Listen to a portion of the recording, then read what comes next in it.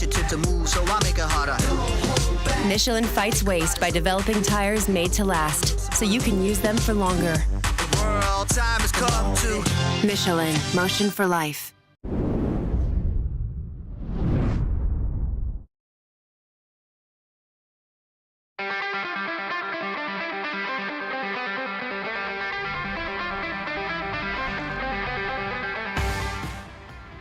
Today, the virtual revolution comes to a close, and it does so here at the World Center of Racing. At the start of January, the GTP evolution will begin, but today we crown your 2022 IMSA Esports Michelin Global Championship champions here at the Daytona International Speedway.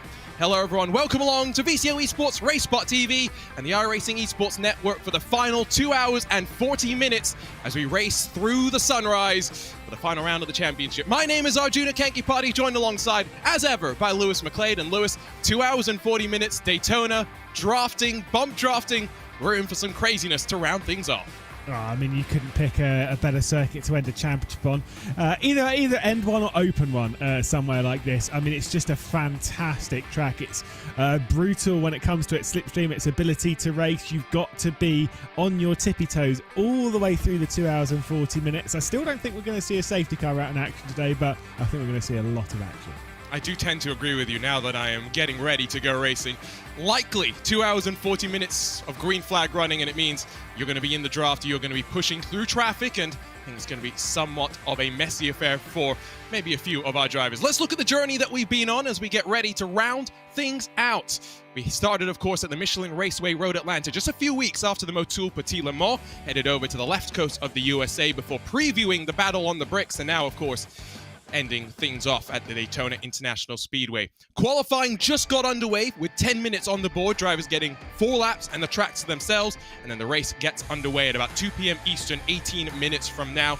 We talked about the unlikelihood of safety cars, Lewis, but there's still a factor that drivers and teams will be thinking about, and they can't be too naughty. Race control is there to slap them on the wrists. Yep, as much as I say, we think the likelihood is low, that is not impossible. Of course, we have seen a couple out in action. That was both back at Laguna Seca. What can we see here? Very much a high level of potential. I think that live race control factor, that is going to be very, very important today. We've got a lot of cars out there on what is not a particularly long lap. We know that traffic's going to play a big part of it, of course, between the GTDs and the touring cars, as we've seen all season. But the speed differential around here when it comes to that top speed is going to be absolutely monstrous, especially with that run through the bus stop chicane. I'm just a little bit nervous about that one. Let's look at the championship standings. Like Lewis mentioned, 2 classes, GTD and touring cars. Of course, GTD made up with 6 manufacturers, Porsche running 1 and 2 at the front, represented by the Apex Racing team. And while the number 98 is looking, I think, somewhat comfortable to claim the championship here, Lewis, the battle for second is going to be right down to the wire. 3 points separate the 97 that took victory at Indianapolis from BS Turner in their split liveries, number 96. Yeah, the 97 didn't start off the season with the greatest result. Actually finished right the way down the order after having some problems late on. Alas, this is their chance to jump back in, to move their way back up into that top spot, second spot rather, to keep up with the teammates, to make it an Apex Racing team 1-2 in the standings. But BS Turner are definitely a team that I would not count out. And to be fair, let's be honest, Apex will know that more so than anyone else. And to be fair, the fights behind that 4th, 5th and 6th also pretty close between the Mercedes-AMG duo, 1 Urano and 1 Williams Esports, along with Team 7. Of course, we will talk about that a little bit later on. Yeah, we'll talk a little bit more about that story indeed. Let's talk about touring cars very quickly then. 6 manufacturers in the GTDs, just Honda and Hyundai in this touring car class. They are both represented by 7 cars. It's SimRC and the Bumblebee for Hyundai that is leading, but RAG and that Honda have shown pace. Apex have always shown speed. Of course, they missed qualifying at the start of the season. That put them on the back foot. A 3-car fight in this championship, although I do think for the Apex Racing team, they need trouble to strike those front 2 to really be in with a chance. Yeah, and realistically, at the moment, I would say SimRC have been the faster of all of the teams throughout the season. Of course, they were lumped with that penalty back at Road Atlanta, which it was Road Atlanta, wasn't it? That dropped them down the order a little bit. And sure, that was one bit of drama that kind of pushed them just a touch out, but they've got the speed. They've had 2 victories this season, and it's what's thrown them back up into the title race, into the challenge and into the lead of the championship. It's a very interesting championship situation in this touring car, and we call these cars sometimes totally chaotic racing cars. Very intrigued as to how this will play out. Those that watched the iRacing Raw before earlier in January will know exactly how crazy things can be. We had a massive pile-up on the banking coming back down to that main straightaway. So the car's working in qualifying. 10 minutes, like we said, 4 laps to themselves as they roll around this Daytona International Speedway. But in this final round of the championship, we wanted to talk a little bit more about those behind the scenes that have made this happen. The IMSA Esports Michelin Global Championship has partnered up with VCO to enter into the sim racing world. I sat down with Florian Hasper to learn a little bit more. We're joined now by the CEO of the VCO, Florian Hasper, who's been working behind the scenes to make this partnership a reality. And Florian, it's been a long year to get to this point after you and I had a conversation about this IMSA E-Series in 2021, but the season's coming to an end. How do you look back on the 3 races that we've had and the 2 hours and 40 minutes still in front of us? Oh, well, hi Arjuna, hi everyone at home. Yeah. I mean, it's, this season was long in the making. At least the general idea, as you mentioned, to us, I must say it's a dream come true. It was a dream come true that like IMSA decided to do a, let's say, all-in sim racing series, and then talk to us. How could we make it happen, and so on. It was a big honor for us. And now we're at the end of the season, which has been a lot of work, a lot of effort, especially from you, Arjuna. Yeah, so big thanks for all the time that you've spent. But also a huge thank you to the IMSA guys, John Doon and Max Roja, everyone who supported us there or who really put a lot of effort into the series. Also to the partners, or to Michelin as the main partner, as the big supporter of esports in general, and also of sim racing, of course. So it was a great package that we put together. And a huge thanks to the drivers and teams, because the goal from IMSA and from VCO was to offer a series where the best teams and the best drivers of the planet meet, and this worked out. I think in the end we learned a lot over the 3 races, and then also for the final today. There is a lot to improve, but also I think that the races delivered some great action, some really top level esports racing.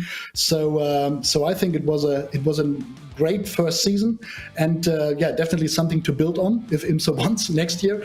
Let's see. But it was good fun, and everyone involved at VCO had a blast there. One of the main missions at VCO is to bring the best sim racers together in esports racing. You've had a busy 2022. What do sim racing fans have to look forward to from VCO, with still a month and a half left to go in this year, and then the rest of 2023 lying in store?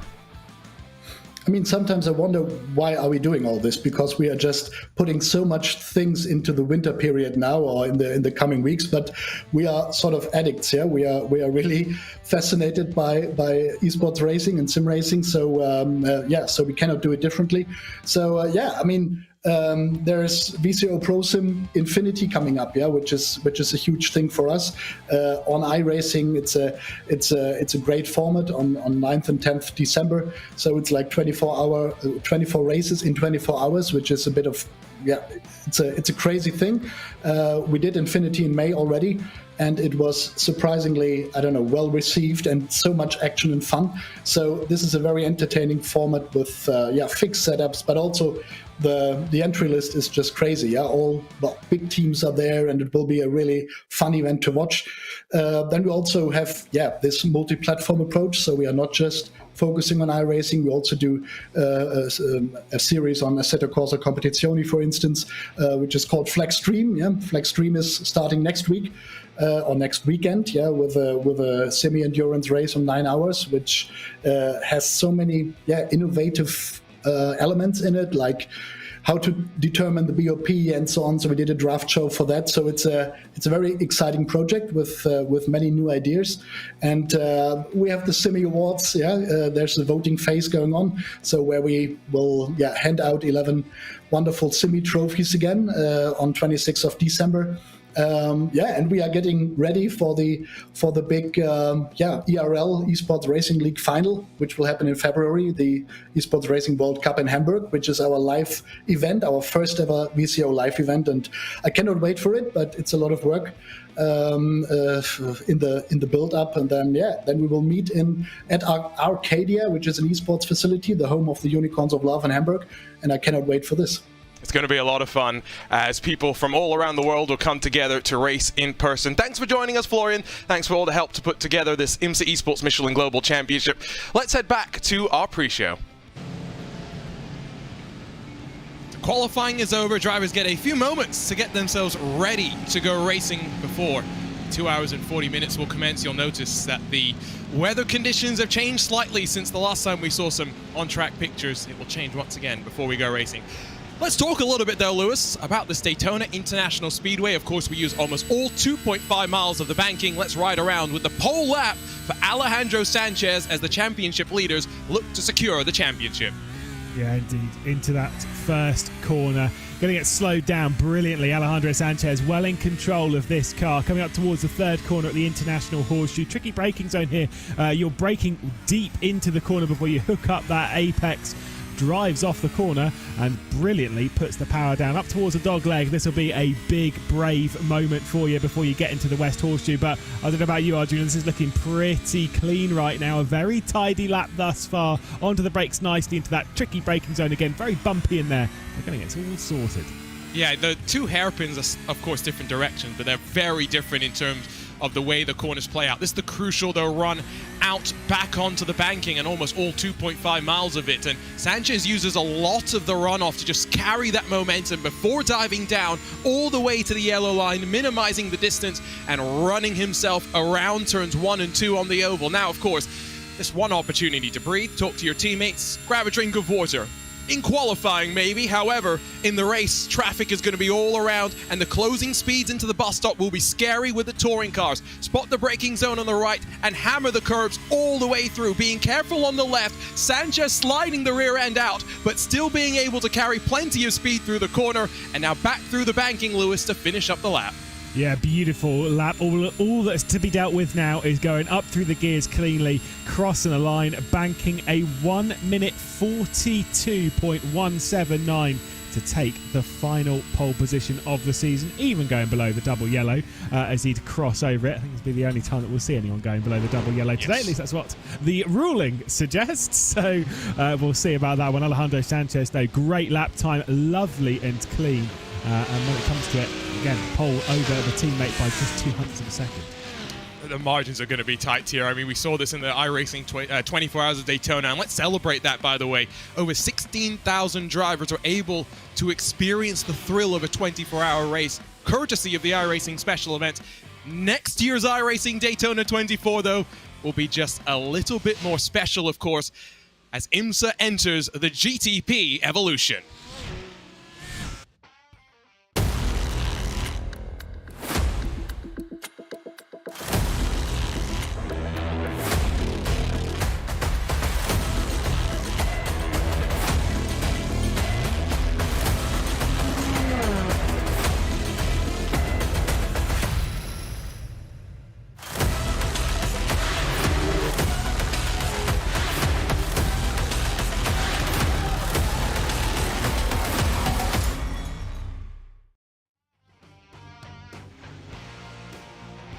Oh, next year is shaping up to be something, that is for sure. And it's not just going to be special out there in the real world at the World Center of Racing, but come next January, all signs appear as though iRacing enters the GTP era as well. BMW will be bringing its LMDH car to the platform. And Lewis, I know we are all excited about this, announced at BMW Sim Live just a handful of weeks ago.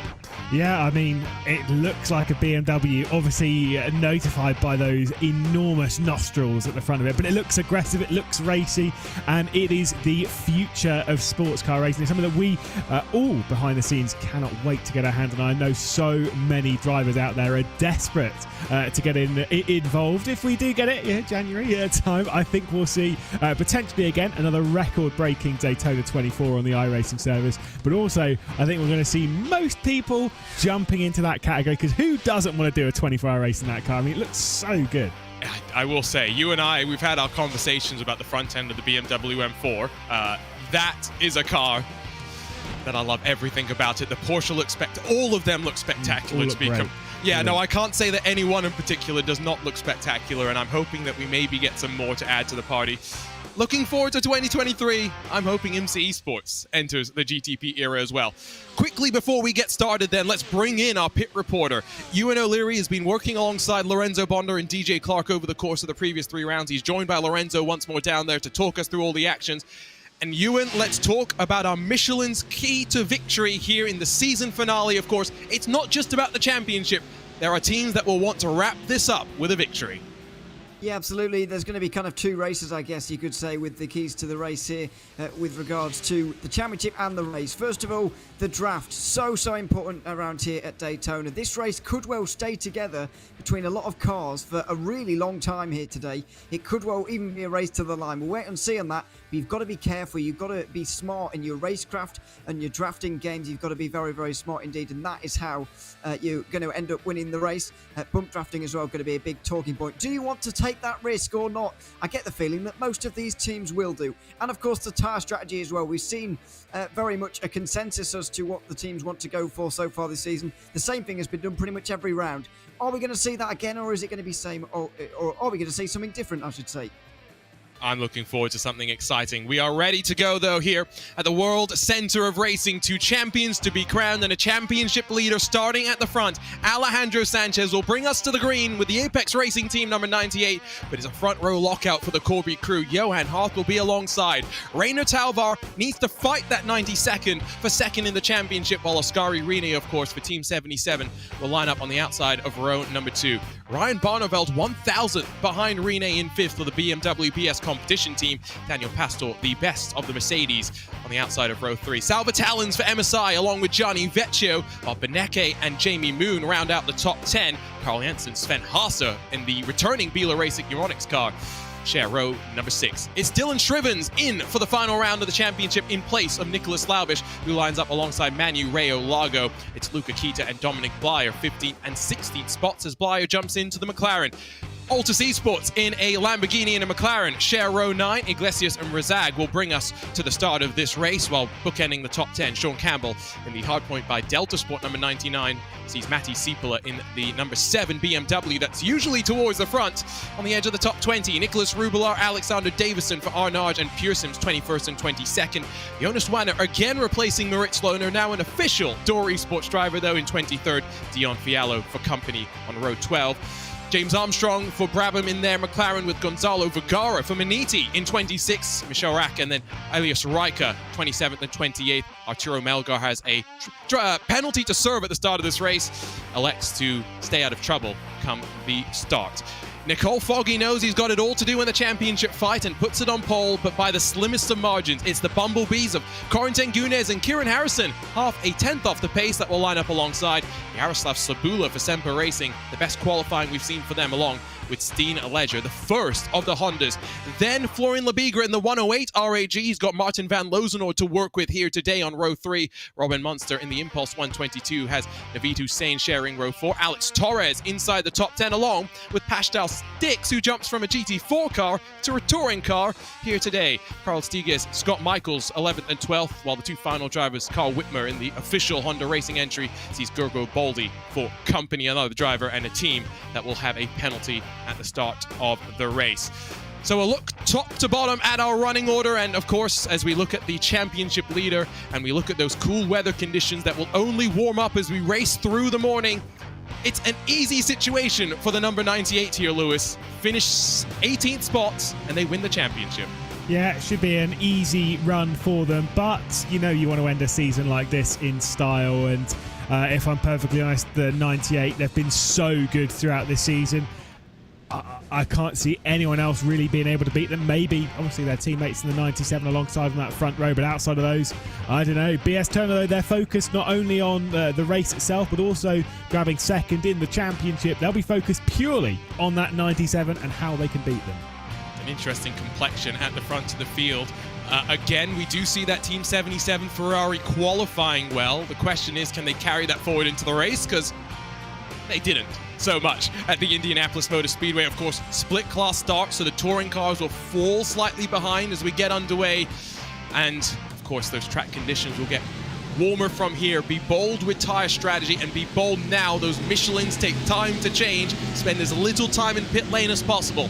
Pace car exits stage left. Hopefully, the only time we see it today, and into the starting zone we go to round out the 2022 IMSA Esports Michelin Global Championship. The Corby crew single file themselves out, and Team 77 looks to the outside into turn number 1. A tidy start for the GTD field as 29 of them funnel down into the braking zone. 1, 2, 3, and 4 now are single filed, but it's back in the pack where 2 by 2 they work into the International Horseshoe, Lewis. Yeah, we expect them to remain side by side at least until the exit of here. It's probably a couple still going side by side for the dog leg. At the moment, all is well and good, but there is a bit of spinning in the background.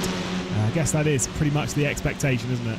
Here come the touring cars, though, and again, Apex convert pole to the lead of this race. SimRC just need a top 2 to guarantee the championship, and they will hold that spot for the time being. Semper Racing losing out to the Pure Sims Honda as they funnel through the flip-flop chicane into the International Horseshoe. GTDs, though, meanwhile, running back onto the banking and now building up that momentum into the bus stop chicane. Yeah, those two GTDs that had the problems, it was the Team 7 car, Matti Siepeler, the BMW M4 that they've got, as well as Alexander Davidson and the Pure Sims Esports GTD that were having the problems going into the International Horseshoe. So we'll have to keep an eye on what they can recover to. But at the moment, Apex, they are taking control of this race. Of course, there's not going to be any fighting between those as we head into the bus stop. Of course, the Le Mans chicane, they'll race their way through. And at the moment, they are starting to pull away already from BS Turner. But let's be honest, that gap is probably going to come down to Slipstream is going to play a massive part of this, but they're already going to start bump drafting. It's still the bus stop chicane in my heart, by the way. True. It will always live on. Now, Johan Hart did tell me, by the way, this was the plan. If they were 1 and 2, they could find 3 or maybe 4/10 of a second per lap. If they're allowed to break away, it will be a dangerous proposition. You cannot allow those two to control the tempo of this race. Of course, draft will play a factor. You've got Reina Tauber, Oscari Rene in those BMWs and Ferraris behind, still very much within touching distance, however. We'll still definitely have to be careful. Door Esports, one of those teams as well that does have a penalty for requiring an extra joker driver over the course of the season. They are serving that penalty now. There will be a handful more of them to work through in the opening stages of this race. And once we start dealing with traffic, Lewis, we talked about how different it's going to be with the pace differential into that Le Mans chicane. It is going to be scary, but it is going to be constant once we start to deal with it as we ride on board with Dylan Becky Shrivens. Yeah, he's giving it a good go, isn't he? As Dylan Scrivens here at the moment. He's on the back end of Salva Talons, who I think has dropped back a few positions over the beginning portion of this race. Scrivens going forward just a touch in the Mercedes-AMG team, Urano Esports. Got his teammate of Luca Keita a couple of cars ahead. So potentially they might actually end up working together to guide the slipstream up and down the track so that it sees fit for Scrivens to actually work up the position also. And of course, a bit of pressure from behind. But look at the bump drafting. They've been practicing. It is a risky game, though, isn't it? You're almost asking for trouble. They'll practice it time and time again, but still, sometimes you can get a couple of gremlins from doing the bump drafting, and sometimes it might just bite you that a little bit too much. At the moment, things are looking good. BS Turner keeping up right now, as is the Team 77 car of Oscari Rene, as, to be honest, is the BMW Team BS competition car behind. They're all kind of staying in this train. But it's just about how long. Are they going to start splintering? I think the first pass-through on traffic is going to be when it likely splinters out. It's typically what you see, and it's why you do want to be towards the front of the field in that first cycle through, because once the packs will build, it will be from there. We talked about tire strategy, but at a place like Daytona, Lewis, fuel strategy is equally important. Yeah, and like I say, you want to... Well, I don't know about tyre strategy being too bad around here. Fuel strategy 100% is key. You're on throttle so much around here. The more slipstream you get, the more that you can back off, you breathe the throttle a little bit more, the more that you're going to be in a prime position later on. I think one thing that we just saw there as the R8G was coming through the bus stop. One thing they do have to be very mindful through there is exceeding track limits too much. This is what happens to the Team 7 car, and you'll see them just slide back onto the circuit. There was also that awkward spin from the Pure Sims car coming through there, but it seemed, at least from my eye, to be a pretty solo affair for the Team 7 car. Just kind of, I don't know, probably focusing more on the pack rather than what they were doing. Yeah, just, I think one of those start incidents as well. The 108 has jumped in front of Semper Racing, by the way, in the touring car class, as they try and do what they can to close up on that 176.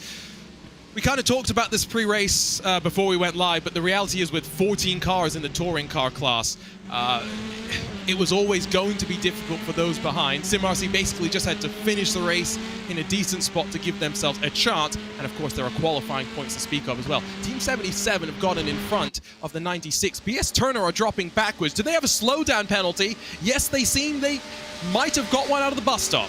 Yeah, I was literally just about to start talking about that when I was saying about those issues. I thought R8G might have been pretty close in the touring car category, but it's about those slowdown penalties going through the bus stop. Oh, Oh, see wouldn't want to be and he's gone for a bit of a spin. That one being Sven Haase in the Biela Racing team car, trying to go around the outside and just completely losing grip on the rear end. It is pretty cold on the track surface, and so it is pretty slick, just in a little bit too fast, and the rear end said no thank you.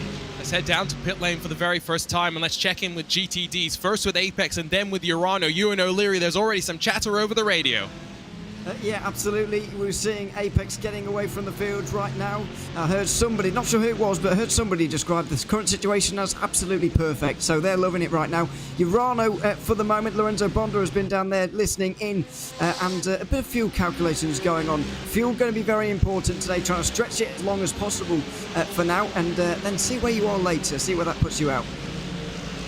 First of many times, I believe, we are going to check in with the strategy and Ewan O'Leary today, because we have inclinations of what's going to happen, but only that driver radio is going to really be the telling factor. So Biela tries to send it around the outside, and it's just losing it by himself. He's talked about cold track temperatures, but that Lamborghini is known for being a bit of a handful at the best of times. Yeah, I wouldn't take it. Just purely based on the fact that I know I couldn't drive it.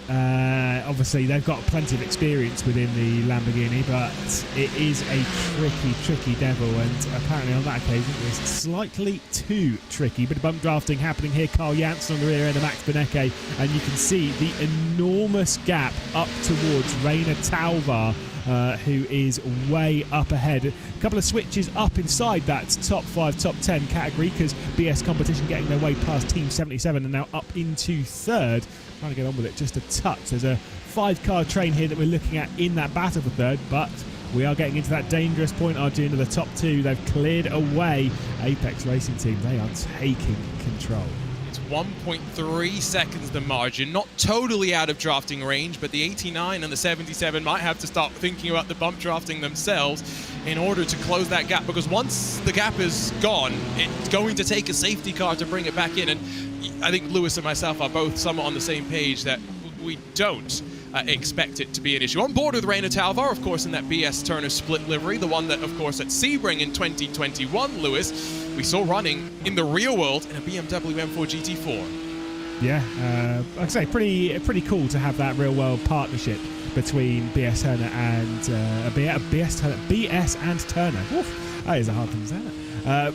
Having seen that at Sebring, having seen it race out there in the real life, having that motorsport and sim racing partnership has been absolutely incredible. And like I say, to see it represented in the sim is all well and good. But they'll be, I'll say, focused on this race at the moment. They'll be pretty frustrated with how things have gone thus far. Obviously, starting and running up in that third position, looking for second in the championship, trying to challenge the number 97 Apex Racing Team car. With that slowdown penalty, they've dropped right out of it and now slipping back to the rear end of this train. We're on board with Talvar, and there is the move up to the high side from Gianni Vecchio, clearing the Team 77 car that's being driven by Oscari Rene, and almost alongside the BS Competition as well. I'm just saying, let Gianni Vecchio get to the front of the field, because when it comes to BMW Esports, and whether it was the BMW Sim 120 or the BMW Sim GT Cup, Gianni Vecchio has won the season opener at Daytona for 3 years and counting. He just seems to find a way to grab success here in this car, and so, you know, I would not be shocked if Gianni Vecchio is maybe the one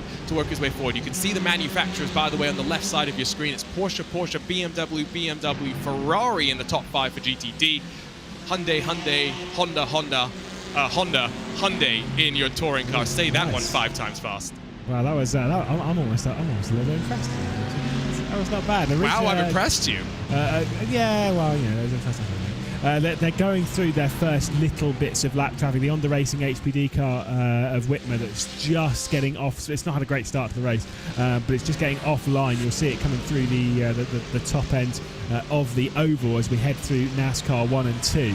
And what that's telling me is that we're going to start seeing a few more bits of traffic. I think Core, which is the next one, are going through the bus stop now, and that is part of that major train, which Apex are just leaving the bus stop and just heading through that train. They might actually, genuinely, they might clear most of this train before they even get to turn 1. That would be pretty handy. And you can just see the speed as well, right? The differential. Apex up above 260, 70 kilometers an hour. Your touring car still down at 240. The differential is somewhat scary. There's a look on board inside the Apex Racing Team facility. They will get through most of the field.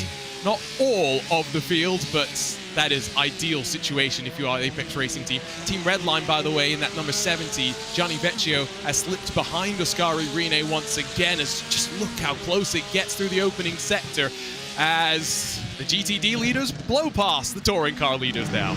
Yeah, and take a photograph, bang. Apex 1, 2, and 3. Yeah, technically in that shot. Obviously, you got the touring cars there.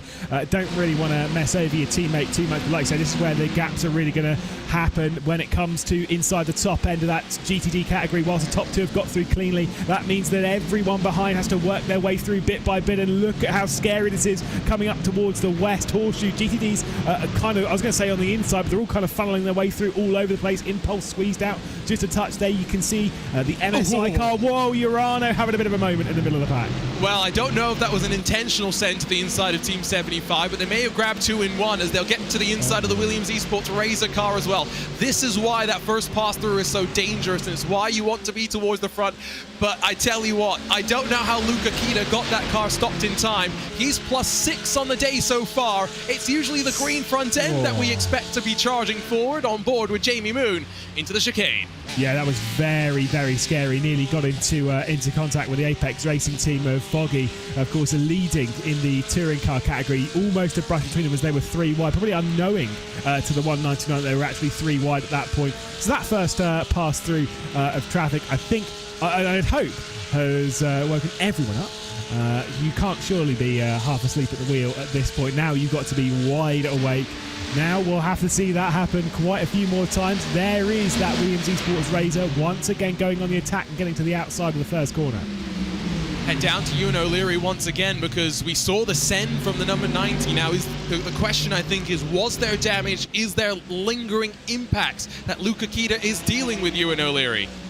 Yeah, he just reported over the radio that the steering feels a bit weird. It wasn't clear to me listening in whether there was contact or whether he's having some kind of technical right now, but based on what they said, he was almost kind of apologising to the team for making that dive. I mean, it totally wasn't his fault, by the way. It just all stacked up in front of him and didn't really have anywhere to go. But he was almost apologising to the team and those around him for what he did, even though it wasn't really his fault at all. So there may well have been contact there, but certainly something a little bit off down at Urano. We'll see how much it affects them. See exactly how hard Luca Kita will now be able to charge as he settles back into a rhythm.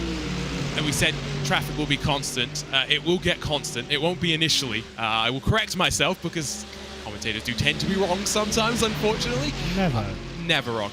It will be in that pit cycle, I think it's going to be the most dangerous. Semper Racing, by the way, have regained 4th for the time being in front of the Impulse 122 as we recheck in with your touring car competitors. It's a bit of a 5-car train that is starting to break away at the front. Nicole Foggy is trying to make it a 1-car train. He's not been able to totally take advantage of the traffic, and now the draft will lock them back into line. Yeah, I mean, to be fair, played his way through it very, very well, trying to just basically gap them as much as possible and hope they're going to fight. The thing is that R8G car that's being driven by Florian Lavigra, you know it's not going to go on the attack here. If there's going to be any bump drafting in this top group, it'll be between SimRC and R8G. Whilst they are fighting over the title, they don't want Apex to run away too much, because as much as they are a very, very outside chance of the title, you don't want to let them run away too much. At the moment, Foggy is doing everything that they need to do, right, in that team to keep themselves in even the remotest of remote hunts. If you can just get out there and lead, if that's all you need to do, get out there, lead, win, focus on doing that, as they'll all scramble their way through the first corner. And you're absolutely right, back into one lovely 5-car train. You can see the sun starting to peek its way up, by the way, as it plays out right now. Temper Racing under fire once more as Steen Ledger that will try and grab 4th. Saw Steen Ledger back in a touring car yesterday in the digital Nürburgring Endurance Series that Lewis and myself got to commentate on. Usually, we've seen him a bit more in the GTD machines, but good to see him back in the front wheel hunting grounds where he started to make his name for himself. And while they went side by side through the kink and Lewis got a little bit excited, they made that look quite calm. They did. There was more than enough space given, which I think is the right thing to do. You know, 2 hours 24 minutes left to go. If there was 10 minutes left to go, there'd be slightly less room given, but it was more I was getting a little bit concerned that they might actually lose the slipstream of those ahead. They've got themselves sorted. There's a look at the live points, and this, of course, includes qualifying points as well. Now, a perfect weekend would see you walk away with 385 points, 350 for a race victory, 35 for qualifying in the pole position. You see how big a swing it's going to take for SimRC to be able to be leapfrogged by either of the RHE or the Apex Racing teams. Pure Sims have been able to jump in front of the 188 RHE car that is, by the way, experiencing some technical issues, so they are trying to figure out exactly how they will be able to navigate their way through the rest of this race. Let's check in with your GTD live points if we can as well, because of course there's no major drama when it comes, I think, to first and second when they play right now, of course, with Apex 1 and 2 in the championship and on track. You notice that number 55 Mercedes-AMG Williams Esports car has jumped up into the top 5 as well, so there is still prize money on the line here, and the second Williams Esports Razor car is also up a couple of spots. Yeah, obviously presently running in 7th position for the Mercedes-AMG Team Williams car and 9th position for the Williams Esports Razor right now, so there is decent pace coming from the Williams camp generally.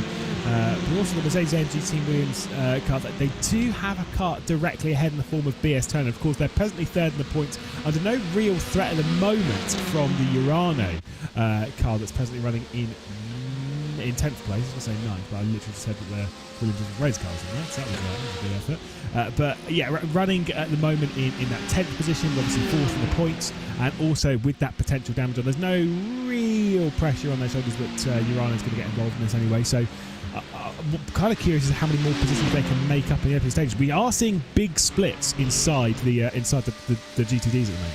Yeah, this is the peloton that's trying to chase them down. BMW BS competition, Team 77, and then Johnny Vecchio in that BMW in that Team Redline BMW.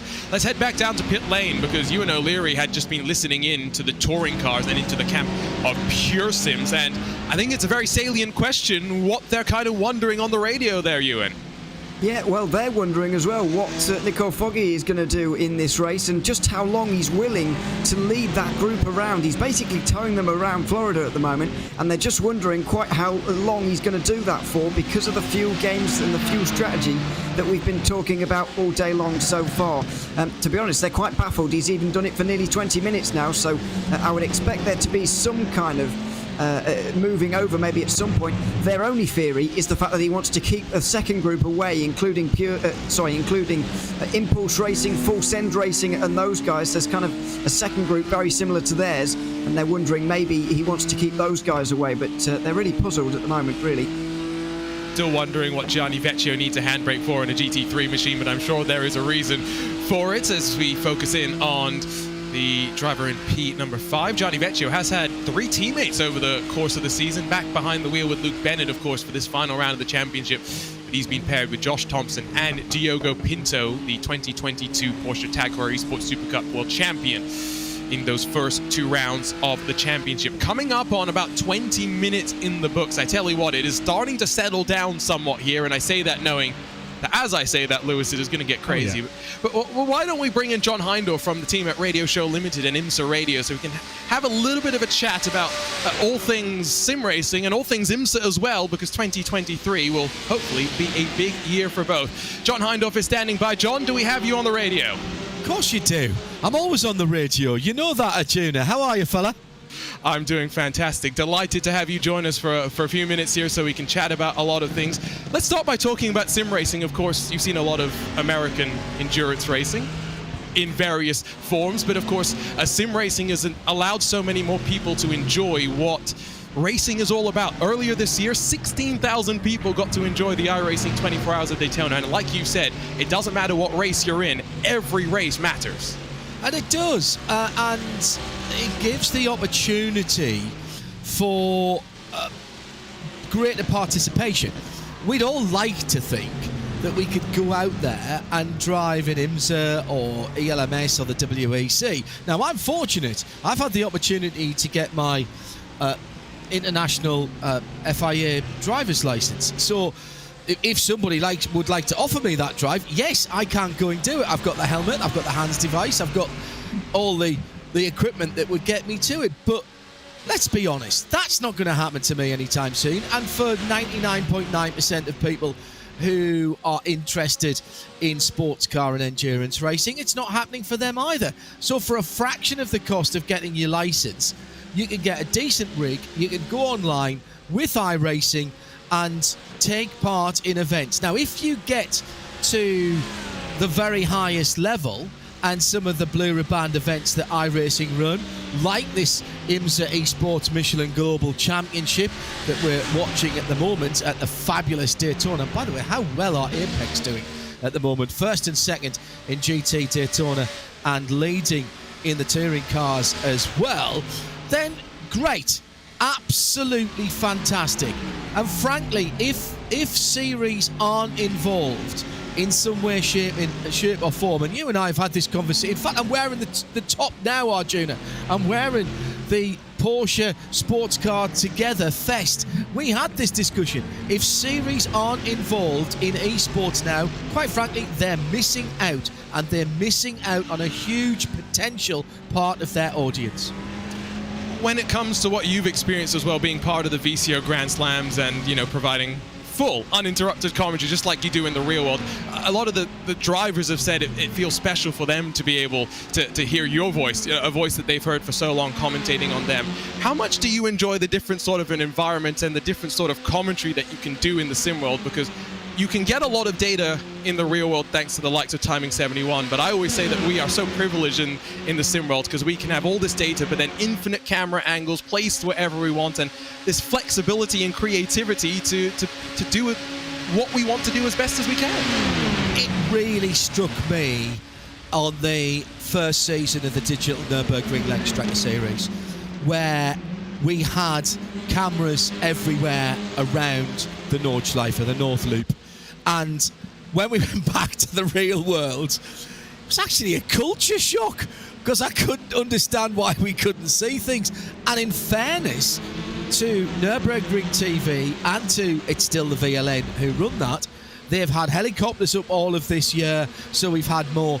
So it has made a difference. I never change what I do. Sorry, I'm going to get distracted by this touring car battle that's going on at the moment down in the International Horseshoe. I never change how I feel about racing. Whether the racing is real or virtual, the competition is real. The talent is right there, and you have to really respect the amount of time, effort that goes into going racing. Now, it's a different type of time and commitment and investment in full metal racing as it is to esports. But look, we've been around esports since before it was called esports. Sports Car GT was the first piece of virtual racing that I got involved with. We had an American Le Mans Series radio web team of 3 McLaren F1s. Stop laughing at the back there. It's absolutely true. And we've been involved with it since then. I think it's absolutely brilliant. As I say, I don't change what I do. I like to get to know the people who are racing, and when we can do that and we can meet them face to face, even better. And also the amount of data that comes through. I'm spoiled with what I'm looking at right now. I've got 4 screens up at the moment, so I can look at the analysis, I can look at what's going on thanks to T71 with how many yellow flags. We haven't had any yet because that's how it works in esports, but I can absolutely drill down everything, including the average lap times for everybody. And that is the sort of thing that I've got used to in esports, and now I expect that when I go to a track, and that actually is quite difficult. When we've been doing stuff remote during the long yellow, as the responsible adult calls it, we've been able to do that away from the track, perhaps with IMSA. We've had to find different ways to do things, to make things happen. You need to talk about what's going on the screen here, because this is a great battle.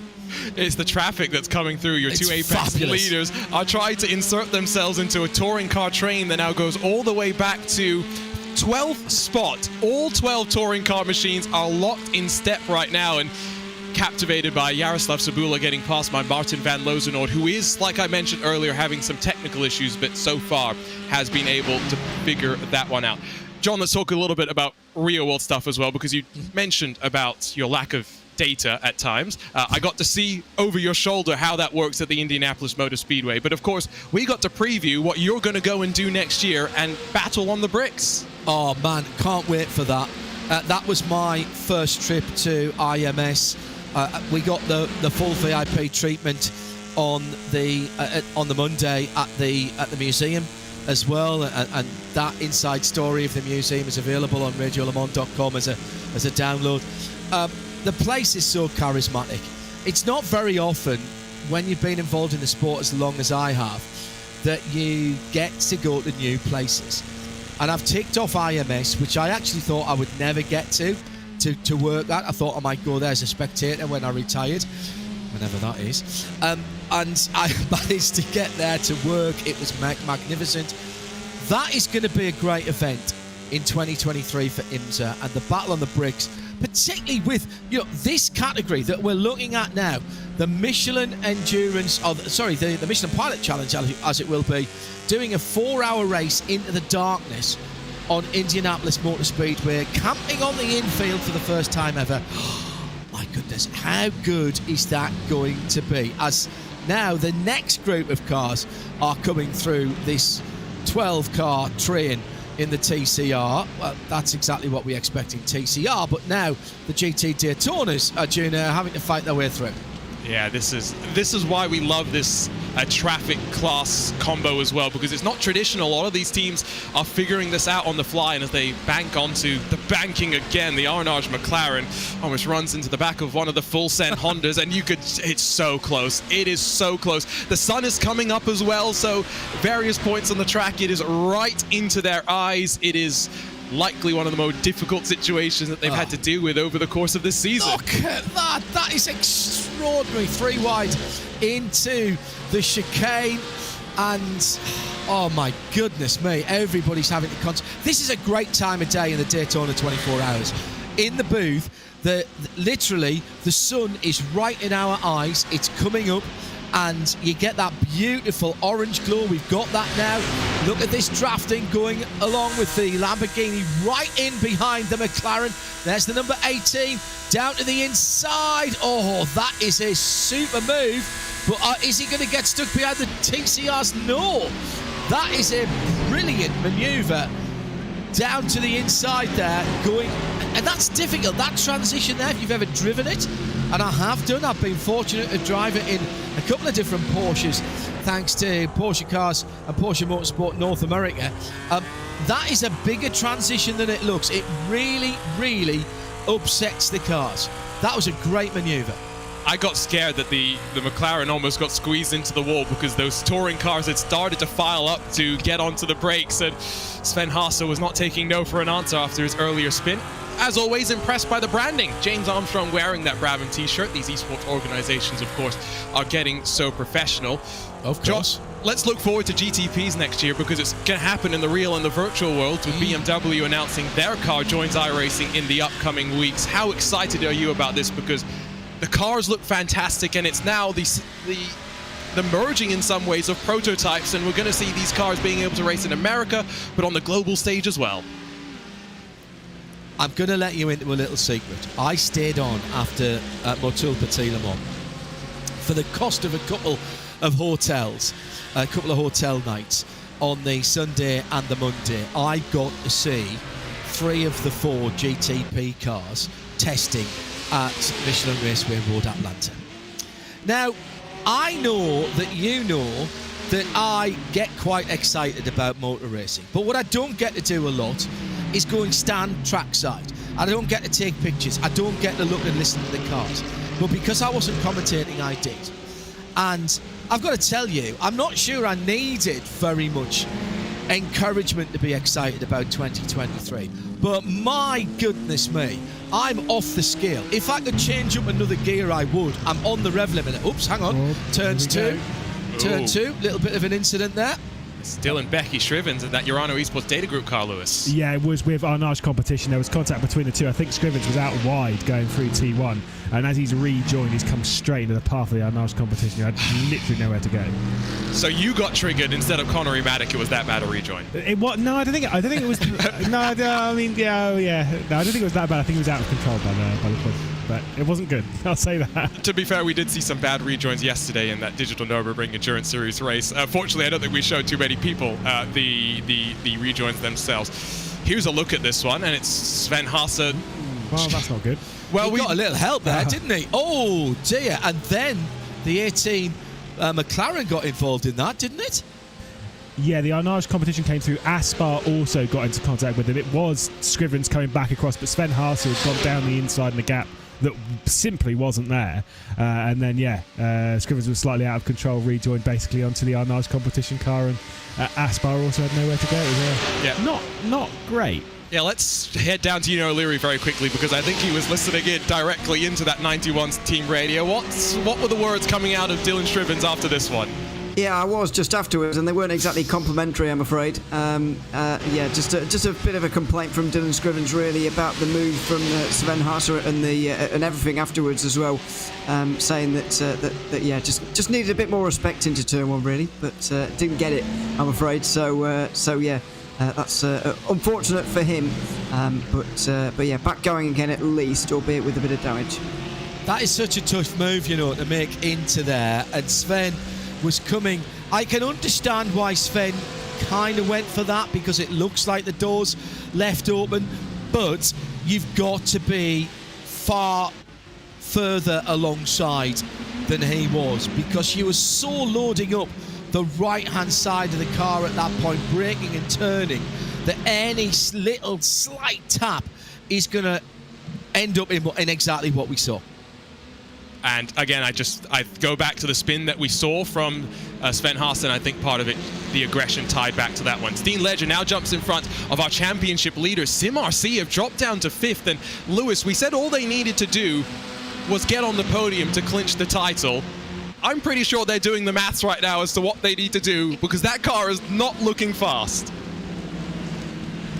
And now Lewis McLeod in contention for a Simi Award for Best Commentator of the Year. Classic microphone usage. Obviously, it was muted because I didn't want to interrupt anyone else, but unfortunately, the button goes both ways. Nice one. Either way, yes, you're absolutely right. Sim RC losing out a couple of spots here. They've now got a lot of pressure on their shoulders. You've got, like I said, the Pure Sims car ahead. You've got Apex that are leading the way. Again, the outside chance for the title. R8G's running in 2nd and 3rd. Yeah, this is not looking so good. Now, we'll say that Semper Racing car that's presently sat behind them, they were going quite aggressive early on, and this, what was a 5-car train for the race lead in the touring car category, you can see is getting much, much larger. It's got all the way to the 12 once more. I mean, this was a question, John, that we had posed a little bit earlier, as I do wonder if Steen Ledger may get a slowdown for that. If you are Nicole Foggy at the front of the field, you've been punching the hole in the air now for going on over half an hour. Do you really still want to be leading and hurting your chances with the fuel strategy? Well, what have we got? We've got just over 2 hours and 6 minutes still to go. Where would you rather be? Out front punching a hole in the air and letting everybody chase you, or possibly in amongst the battles? I'm not sure. I think... Oh, hang on. And here's a little move here. R8G look to the front, and Florian Lebigra and Martin van Lozenoord are going to try and work together here to get the championship towards the 108. Nicole Foggy, just as we're talking about him, not leading this race. Lewis, there's a switch up at the front. Yeah, it becomes an R8G 1-2. Fantastic stuff. Again, just great timing on that one. The 108 and the 188 both coming through now, and Foggy's led every single lap of the 35 minutes thus far. Drops back to 3rd. Obviously, certainly not over right now. You've got to play the long game, and all this as Dura Esports come through as long with the Monaco Esports racing team on board with Foggy right now. Like I say, nervy moments, but still in the title race, still in the hunt, and I don't think there'll be too many panics at the moment. not the only great Apex Racing touring car driver, by the way, to use virtual reality. John, have you ever had the chance to dive into this VR thing? I did it a few years ago at Bathurst for the Liquid Moly 12 Hours, actually, with a Cup car. When the 992 Cup cars first came out, we did a Cup car race at Bathurst on the Bathurst track. And I got so involved in it that when I had the inevitable shunt, I took my hands off the wheel and everything, and I was actually quite shaken up by the fact I'd hit the wall. But I did look around the inside of the car, and I remember saying to the guys who were running it, "Oh, this is a 992, is it? I can see the slot in the roof, and I can see this, that," and they were like, "You are a real norm, aren't you?" Well, yeah, I am a bit for Porsches, in fairness. Here's this battle at the front of TCR. Coming up the tri-oval, this is nice teamwork, though, by the guys at the front of the field fight, by IMSA Esports. Side by side, the side drafting going on, and that is a change of lead. Now, are they slowing themselves down here, though, guys, and making themselves vulnerable as everybody's queuing up behind? And there goes Sim RC around the outside, trying to get back to the podium. Now, the 188's not the one that's in the championship mix, so I think what they're doing is they are sacrificing their race, knowing that they may have technical issues still to deal with in the back end here, Lewis, and the second half of this race, to just help Florian Labigra do what he can, because all three championship protagonists are up there at the front. Yeah, the 108 can just save fuel now. It can just play the long game in the race. The only issue is they would have preferred the 199 be the car directly behind that Apex Racing team, because as much as they're an outside bid for the championship, they aren't the championship leaders. That is the Sim RC car, which is now directly behind them. And that 176, I don't think it'll be too desperate to make a move on the 108, but it will shadow them all the way through the race. It will save fuel where that car saves fuel. It will play the long game. Vecchio, by the way, in front of Barneveld in the GTD. Do remember that's a battle that we did see at Indianapolis boil over and then frustrate Gianni Vecchio publicly on social media. Was not too happy with how that battle went on out. That's, of course, that grouping that's still trying to chase down the Apex Racing team. And John, BOP is a topic in the real world. It's a topic here in the virtual world as well. Those two Porsches for the Apex Racing team are so good, but you can't say it's all about BOP when the other Porsches aren't inside the top 10. Well, and you've got to look at the other mark contenders, haven't you? They're working together. Alejandro and Johan are working really well together. They're barely 2/10 apart, and they're drafting each other. And look at that gap now, 8.5 seconds back to Team 77 in third position. Shout out as well for Turner Motorsport, who compete both in the real world and here in the IMSA series, IMSA Esports Michelin Global Championship. They jumped in straight away in 2020 when we launched the IMSA Pro Series. They knew the benefit of this, and this is going back to your question earlier on. You know, we've had livery launches in the virtual world. We've got a proper partnership between Turner Motorsport and BS. I mean, just phenomenal the way these guys have worked together, and that goes back to that original question: is it worth it? Yes, it is. McLaren Philadelphia supporting the Maccas in this race as well, tweeting out at the moment that they're watching here as well, with just on 2 hours and 1 minute to go.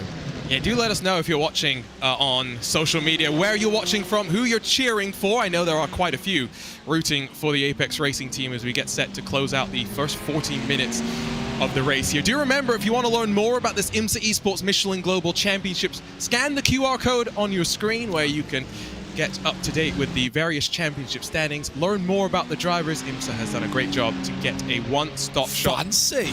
Yeah. That's fancy. Technology, like right? Yes. You know, we don't get that even in real world IMSA racing. That we need to get that fired up to get the quick response codes up. Excellent stuff. So just on 2 hours to go then, fellas. What do we reckon? Where do we think everybody is? We've had no pit stops yet. We've 22 laps in for the GT Daytona cars, 19 for the touring cars, and at the moment nobody. Okay, take the two Apex GTD Porsches out of it, but nobody else with a massive advantage at the moment, and it's going to come down to fuel mileage here as well as speed. Well, one thing to remember in that touring car class is the fuel tank is limited to about an hour in terms of fuel. Minimum drive time is also about 45 minutes, so we have seen some teams elect to get their first driver out as whoa. That's Alejandro Sanchez cutting it a bit closer than you wanted to as he splits the RAG leading touring car machines. Lewis, that is maybe more risk than we would have expected out of those two at the front. Yeah, that ain't worth it when you got a 7.2 second lead. I think you might see them choose differently the next time they come through traffic. I mean, they are very, very good. They're just getting on with what they're doing. Obviously, for the touring cars, you now know that they'll be about 6 seconds behind, and the rest of them will start coming through, as is the advantage that the Apex Racing team have had thus far. But like you say, you know what this game is like when you're going racing at Daytona. Fuel strategy is king, and the draft is your friend. And so sometimes it's going through traffic. This time, probably less so. Ryan Barneveld in the BMW PS Plus competition, the Bureau Suit car, just what we were talking about. Ryan having to pick his line. Oh, it goes down then up to the top through Speedway turn 2. Sun in his eyes, which was what Arjuna was talking about earlier on. Just about still getting the draft from the two cars ahead. The red line, Gianni Vecchio and the Team 77 Oscari Rene car as they go into the chicane. Oh my goodness me, this is concentration squared at the moment. I tell you what, fellas, this is great stuff, and can I just give you a shout out for what great work you and the guys from VCO and Drew Adamson and the guys from iRacing events have put on this year. I've been dropping in and out of this throughout the 3 previous events as well, and obviously we've seen the highlights and the race results. This has been great racing, hasn't it? All through the year, Lewis. You must have enjoyed being a part of this. Oh, sensational. I've seen so much of the world of sim racing, and yet when this championship was announced and me and Arjuna were discussing it and whatnot and how we were going to tackle this championship from the commentary booth, sorry. Loved it. I'm going to cut you off here, Lewis. We've had a monumental shunt here on the banking, and this is what we were slightly scared of. The one possibility for a safety car here in this IMSA Esports Michelin Global Championship, a parked stationary car. Tristan Iglesias, not the first time he's had some bad luck. He is not the only car that was mixed up in that one. Naveed Hussein directly down to the pit lane. Lewis, I'll come back to you. Remember, we had 2 safety cars at Laguna Seca. One was relatively uncontentious. This was 3 wide, Team 75 around the outside. They play bumper cars. It's like going back to January in the iRacing Raw before. Iglesias, I'll say maybe he could have been on the brakes, but he's trying to dive down low and get out of the way. A clumsy situation. Was that the Impulse car that was involved in that as well? The 122, Robin Monster? It was certainly one of the Impulse cars. I think it was the 122, so. Yeah, I think it must have been. I think they are the only Impulse car in this championship. But yeah, no, that was dicey. I don't really know if the Altus car had lifted that. I'm going to say, based on the speed of that impact, probably not. But like I say, 3 wide going around 3 and 4. Don't get me wrong, there is more than enough room. I think there's enough room for 5 if you really want to take the mix. It was just 4. Oh, okay. Wow. Yeah, 4 is always asking for trouble. And once they start ping-ponging off each other, it's, well, there's no brakes used, but I also think if we ride on board with that Altus Lamborghini, there is less time to react given the speed that he is coming into the pile of smoke to really figure things out. No safety car, crucially, though. 2 retirements, I think, guaranteed out of that one. Full Send Racing's 185, as well as the Impulse 122. Altus probably guaranteed to be a retirement as well. Here's the look. Yeah, they're not lifting at all. No chance at all there. Got down to the apron and did exactly the right thing, guys. But there's no way through that. Because even if you'd brake there at that kind of pace, all you're doing is delaying the inevitable, Lewis, aren't you? Yeah, I mean, you've got to say, maybe he didn't do anything really other than going onto the apron, but it is what it is. Normally, when you're seeing a crash on the oval, obviously, typically you expect the crash goes up the oval and then comes back down, which is exactly what we saw there. Like you say, even if he had slowed down, he was probably trying to outrun the inevitable in just a slightly different way. kind of one of those ones where you're seeing it happen and going, I'm probably going to be a part of this crash, so I might as well try something to get through it. Might as well. Yeah, I mean, we throw around the term arc brakes. I don't think that falls into that category at all, because he was trying to take mitigating action. Again, 4 wide was a bit silly, asking for trouble. But it's the final round of this championship, and drivers will want to make sure they figure it out. Hopefully, I know Lorenzo Bonder, you and O'Leary are working to try and get us a chat with those drivers as the touring car leaders now see the GTD cars come through once more. It has broken up slightly, 5 cars separated by then 1 second to Semper Racing, and John, you can see then a big gaggle further back. Yeah, what you've got to say is that in Full Metal Racing as well, when you get that many cars at different paces on the high banks here, you are in real issue of what the air is doing, and that's accurately modelled in iRacing. So a tiny manoeuvre on the steering wheel can make a big difference. Add in latency, add in net cord issues, and these guys are performing at a phenomenally high level of concentration, and also the reflexes that you need to do. It's tiny inputs on to all the controls at the moment. I don't think it's helping, actually, that the 2 R8 Esports cars, the 108 Martin van Leuzenhoorn and Florian Lebingen, are actually getting out of line from each other. They're not sitting line astern on the high banks. And when they get side by side, I'm not sure they're helping themselves because they're not breaking away from what's going behind, but they're certainly not helping the GTD cars that are coming through. Already a bit of comments, by the way, about how GTDs need to remember that there are some touring cars having their own race as well. We are past 45 minutes, by the way, so we're at the point where you can come in and get your driver change done and satisfy the minimum drive time for one of your drivers. I did see Dominic Blyer in the Triton Racing McLaren come on in, but he is still stationary on pit lane. Do not believe we are going to see them. Down to you and O'Leary, because let's talk about strategy and fuel strategy in touring cars with about 13 minutes to go until the pit stop window will open, Ewan, and SimRC are thinking about how they will stay in this draft. Yeah, there's an awful lot of discussion, actually more discussion about pit stops at the moment than there is about what's going on the circuit for SimRC. Just seeing the idea for them, the most important thing I should say for them right now is staying in the draft. They're not really that interested whether they've got a lapse fuel over the rest or what they've got. They're just looking to stay in the draft really at that point, and I guess that's all they have to do. Let's not forget a podium would secure them a title today. Plenty still to fight for.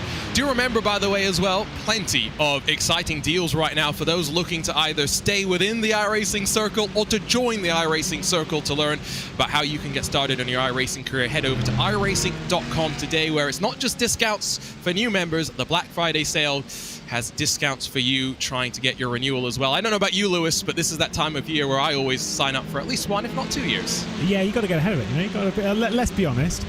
Most of us, we're going to be on the service for a while. I have been since 2014, which, when you really think about it, is a concerningly large amount of money. And so when you have chances like this, you're just all like, right, let's get on top of that. Let's get prepared for the year to come. Yeah, you might as well. You might as well. Lewis, what are you talking about? It's not a set of tyres when you go racing in Full Metal Racing. That is true. I'm telling you. When I was racing for Aston Martin Lagonda in the Creventic series at Kota, and we were debating whether to spend $1,200 on another set of tyres when we were in second and chasing the leading class. $1,200, right? Yeah. That was one set of tyres, and by no means are the Hankook tyres the most expensive tyres that you can buy in terms of single tyre supply around the world in manufacturing. So, you know, when you're talking about your investment over the last few years, trust me, you are getting an absolute bargain.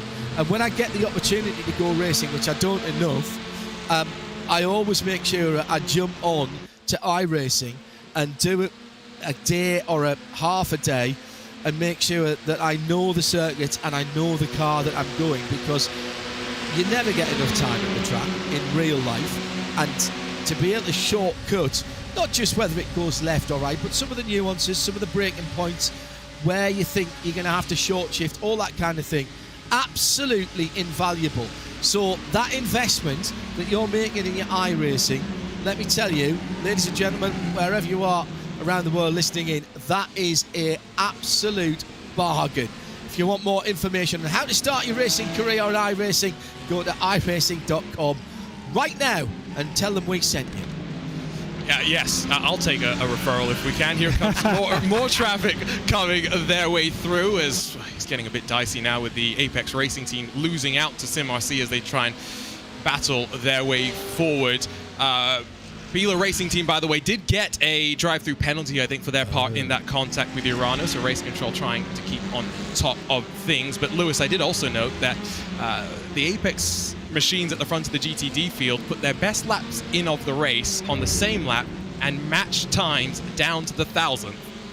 Yeah, it's Yes. it's the joys when you're sat directly behind them. Whatever time the car ahead's doing, the time is the car behind's doing. It just shows they are bump drafting every single time on there. And the fact they've broken the gap now, they're over 8.5 seconds back to those behind. It's the Apex show today, but one safety car can change the course of history. So who knows? Do you think they're managing it already, guys? Because they've been out at 8.5, they're nearly 8.8 seconds now, but they've been over 8 seconds since I started talking to you. Look at this. I mean, this is formation driving by the two Apex Porsches. They are absolutely doing what they need to do, no more, no less. Are they managing this now, Lewis? I mean, I think so. I mean, this is what our junior was said about earlier on in the broadcast, is that Johan Hart had said before we went live, had told our junior that they reckoned when bump drafting, when doing this, they can safely go 3, 4, 5 tenths faster than everyone else. And that's roughly what they're doing. They've just done the last lap time was a 42.5. And then for everyone behind, 42.9s basically. Lovely. For those further back. Beautiful pace just being set by them. But like you said, controlled. Not any risk. Not anything crazy apart from that weird bit that we saw through traffic. We won't talk about that too much. Outside of that, it's been calm and measured. They've not done anything silly. And they're just staying in formation. And just to underline what you've said there, Johan Hart, who's in second position, has just done the fastest lap of the race, a 42.487 against a 42.488 for Alejandro Sanchez, who's ahead of him. And by the way, it's not as if anybody else behind aren't pushing. Ryan Barneville did a 42.949 last time around, time before now. That was his fastest lap of the race in the Team BMW BS Plus competition. So it's not as if anyone else is like, oh, we've given up now. These guys are just doing a great job. And where's the next Porsche? To your point, Arjuna, where's the next Porsche when we were talking about BOP after these two? Yeah, it's MSI in 9th. You have Team 75 in 12th. It's not a guaranteed sign of victory, although we did see in a race, I think it was a week ago or 2 weeks ago, the Porsche was BOP'd by getting 55 kilos added to it, which is basically half of me if you cut me in half. So that does not sound pleasurable to... If you cut you in half. That sounds pleasurable to Lewis, that is for sure, not having to deal with me ever again in the future. Which half? Hang on, I want to know which half we're having. Are we having the top half or the bottom half? The bottom half is much quieter, Lewis. It depends. You might go left and right. You might go left and right. Oh, down the middle, okay. Yes. See, there's somebody who thinks out of the box. Look at the way these Apex cars are driving, though. There's a little bit of bump drafting on the straights, but then backing away on the corners. Race Control in the real world would be very happy about that. There's another fastest lap by Johan Hart. Just trimmed another 1/1000th of a second. So 42.487 against a 4.88. I mean, just phenomenal. Oh, we got pit stops. We have pit stops. It's going to be a flurry, and it's 4 minutes before the top of the hour? 6 minutes before the top of the hour. That is a very early stop. But again, it's a 2-hour, 40-minute race, so it will work out slightly differently. Lewis, do you think we see driver changes here? I don't know. We've kind of said this before in the rounds that we've seen previously. It's that typically you want one driver to do 1 hour and then the other driver to do about 1 hour and 40 is normally how it goes. It depends what kind of strategy you're running. For me, I would think that we wouldn't see driver swaps right now. You'd want to stop them basically in about 40 minutes time. And that sounds crazy to do a short stint in the middle, but sometimes we've seen that a few times this season work out to actually be a slightly better strategy to do the shorter stint in the middle, and then you're doing your fastest driver, big stint, then basically half a stint, and then you're getting in your, in air quotes, slower driver in for that final stint, but then they're doing a full hour. I think that's typically how we've seen quite a lot of strategies. I don't expect to see too many driver swaps right now. Tyres? No tyres on this one, guys. It will all depend on if you do the driver change or not, because if you don't do the driver change, the way that the meta, that's the word that we use in esports now, the meta has evolved. You never want to take tires if you're not taking drivers, and I still think there may be a team that gambles and takes just 1 or 2 tires when they do change drivers to try something different. The Apex Racing team indeed will jink in left. Surprised to see them come in together, but they do so in formation and without any drama. Well, and the advantage you have, of course, here is you don't have to double stack. You don't have to worry about how you weave around each other, because you can actually drive through each other in the pit lane here, which you can't do in the real world. But actually, they've come in the right order in terms of the 98 is the car that is further up the pit lane, closest to pit out, and pretty much everybody inside the top 10 now has come in. So who is the... So it's Barneveld who stopped first in the BMW Team BS Plus competition, BMW the 89, and he stayed on board. So we've got to watch for where he is on the circuit and whether he's got the dreaded undercut. Even I hate using that word. Performance advantage of the new tyres. Yes, well, it was a big gap for him to try and close on up. Do note, Gianni Vecchio and Max Benecke in both of the Team Redline entries have been able to extend 1 lap longer. Don't forget, you have to wait a lot longer now beyond where the pit limiter line used to be because of that RFID system that Michelin brought over to IMSA a handful of years ago, replicated here in the sim. It does mean, fortunately, Lewis, you don't have to worry about crashing through that access lane. I mean, you say that. I've still seen it. I think we saw it a couple of times earlier in the year. It's still possible, so you never know. On that one, we'll say I think we might have another retirement, by the way, because I saw Triton had come back in. It might just be for damage repair, but Triton did come back in. Remember, they were ones that made pit stops. Basically, the first was to come in a lot earlier on in the race. There is a bit of damage on the rear end. They've returned to pit lane as we see Gianni Vecchio come down onto the lane. We do also have a drive-through penalty to note for the number 55 Mercedes-AMG Williams car that, of course, was fighting inside the top 5 of the championship. It was contact with the Impulse 122 that, of course, has now retired from the race, but that was into the Le Mans chicane. It still feels weird to call it that, John. It will live on as the bus stop in my heart.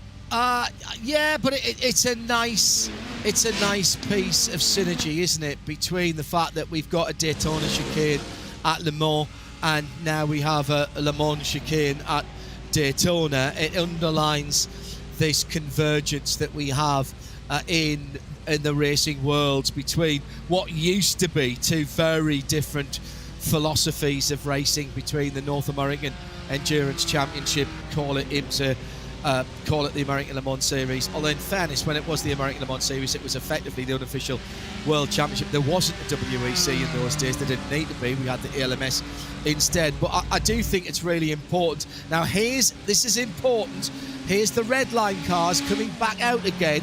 And by the way, I've still seen people hit the wall with that pit lane speed limit only being released about now for that red line car. That's a bit closer, I think, than they would have liked as they're coming out here. So who's this coming up behind? Oscar Rene. It is Rene. Yeah, Rene coming up in the Team 77 machine. And that is a bit closer than they would have liked, I think. So Apex did take less fuel in this cycle, by the way. They stopped for 35, 36 seconds respectively. I think indicating short stint here, driver change, and then they'll go from there and figure the strategy out. Red line in front of Team 77 and broken the draft crucially. Lewis, let's touch on this. We did at the start of the show and we really haven't mentioned it since then, but of course, the number 7, the number 77, under a new team name for today is Dylan Strivens fighting with the Monaco Esports car. Jaden Laydick trying to get the move done as he'll be squeezed to the inside of the corner. And, well, Strivens is not one to let this move hang around. And after the contact that he had to that right-hand side, he will fend that one back off. But to go back to Kova, parent company unfortunately went bankrupt. The team is by itself. We don't know what the future holds for them. They are racing today as a communal Finnish organization, if you will.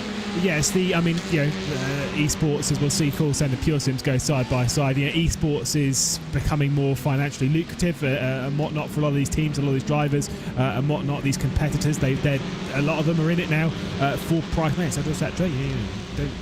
That's an incredible part of the sport that's been moving forward. But unfortunately, with that, money has to come from somewhere. The parent company of Kova, unfortunately, disappearing, folding, and whatnot. It means that there's a lot of drivers that are sort of free guns. We'll see where they end up in the next few weeks. But like you say, I think it is amazing that we're seeing them still in the teams out on track, rather than going, no, actually, do you know what? We're not going to take part in this. I love the fact that they're having one final go at it. I think that's an amazing thing. I know it's not under the Kova brand, obviously, with that being put to one side under Team 77 and Team 7. I think it's a brilliant thing just to see them one last hurrah together. And it's something, John, that's happening in the real world as well, with Core Motorsport saying goodbye as well at the end of this year. That's actually a great story. Sad to lose John Bennett's organisation, but he had an unwritten gentleman's agreement that he didn't want to drive with anybody other than Colin Brown. Colin's been picked up. He's finally been picked up by a works team.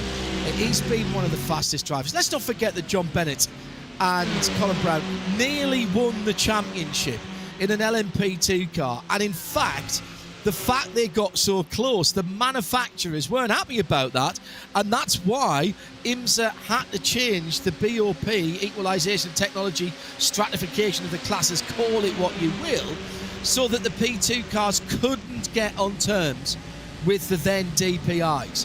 Whoa. So that has been a super... 3 wide. Oh, look at that. Sorry, John, I love that story, but I got nervous because there was championship implications there, and the RHG 108 had to back out of it because Full Send's 158, lived up to the name, and Full sent it down into turn 1, and they now sit on the podium, still fighting side by side.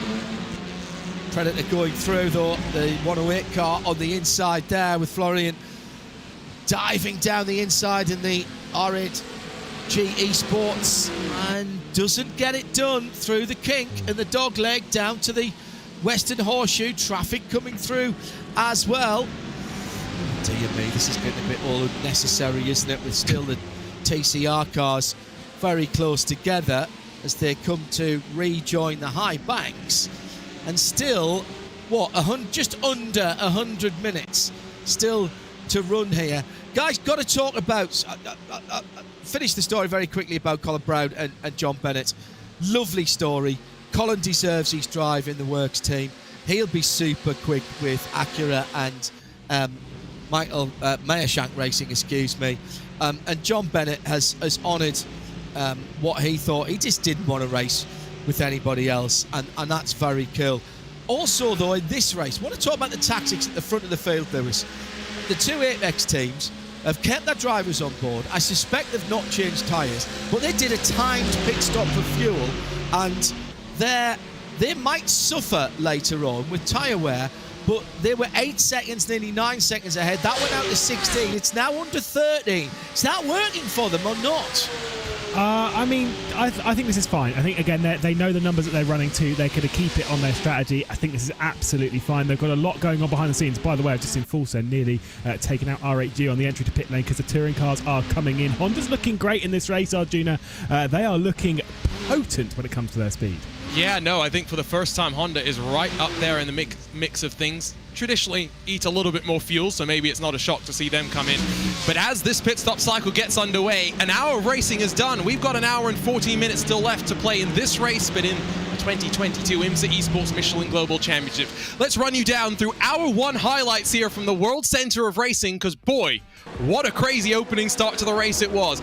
Apex Racing, as expected, did slot into single file formation as they jockeyed into the first corner. Behind them, it was not so tidy, and totally chaotic racing was expected. Team 7 in their finished tribute paint ended up backing up through the International Horseshoe Pure Sim, spinning around as a result of that, but no major drama and no major damage, at least to speak of there. The damage started to come after that. Biela Racing Team had a spin trying to find a way around the outside of BS Turner. It will get more dramatic after that. Not the only full send that we'd see from that 158 over the course of the day, but this was just an indication of what was to come. 3 and then 4 wide through the traffic. It ended up just as you'd expect. There's a bit of contact with the 185 full send racing car with Roman Grosjean Esports 188 machine. And bump drafting was the story of the day for Grand Touring Daytona cars, both at the front but in the mid-pack as well. Apex Racing were using that strategy to perfection to build the gap up at the front, but they did so with aggression through traffic as well. Biela forcing Dylan Shrivens out of the way, Arnage's McLaren getting tags, as well as Aspar's Ferrari. Drive-through penalty would come down to Sven Haase as a result of that one. And after leading for about 40 minutes, Nicole Foggy in the Apex Racing Team car saw R8G hit the front with not one but 2 of their Honda Civic Type Rs. For a while, it was Apex 1 and 2, R8G 1 and 2 across the 2 classes, but pit stops have changed the game and things are going to get interesting. My name is Arjuna Kenkipati. Delighted to have your company here on RaceSpot TV, VCO Esports, and on the iRacing Esports Network. Along with me, Lewis McLeod, as well as Ewan O'Leary down in pit lane. We got special guest John Hindorf joining us as well. John, 1 hour done, still plenty of racing to go. This is bonkers. I mean, bonkers good in a phenomenally fantastic way. Exactly the sort of TCR racing that we expect. The first hour has gone over in the blink of an eye. I suspect we've not yet seen everything that everybody's got to give. I still think that we'll see tactics play out before the end of this. There will be, particularly for the touring cars, which we've not seen all of them into the pit lane yet. The top 4 at the moment have not stopped. So Sim RC, RAG Sports 108, Apex 199, and Steam Ledger in the Pure Sims Esports 116 have not yet stopped in the pit lane. So they have yet to do their stop. So they're pushing this quite a long way, Lewis.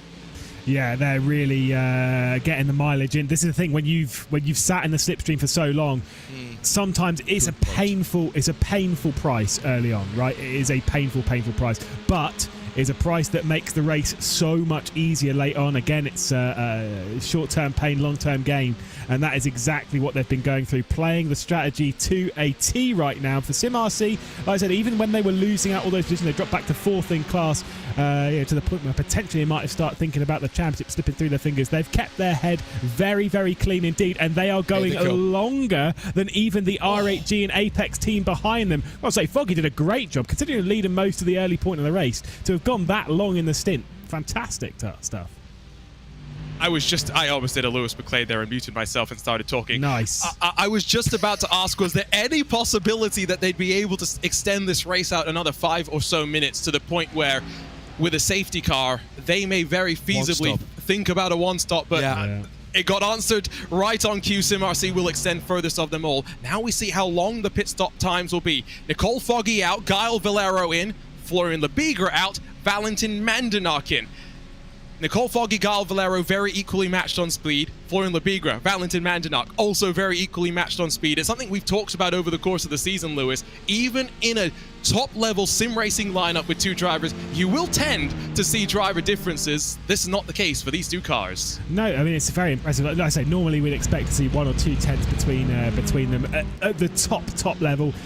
But as years goes on, as the competitive nature of sim racing gets higher and higher, more drivers than ever taking part in sim racing, with its absolute rise over the last few years, we're seeing this point where there are even more drivers up at the top end, meaning that there is even more choice, and it means that generally we are seeing less and less margin between your driver A and your driver B, and that's exactly the case here.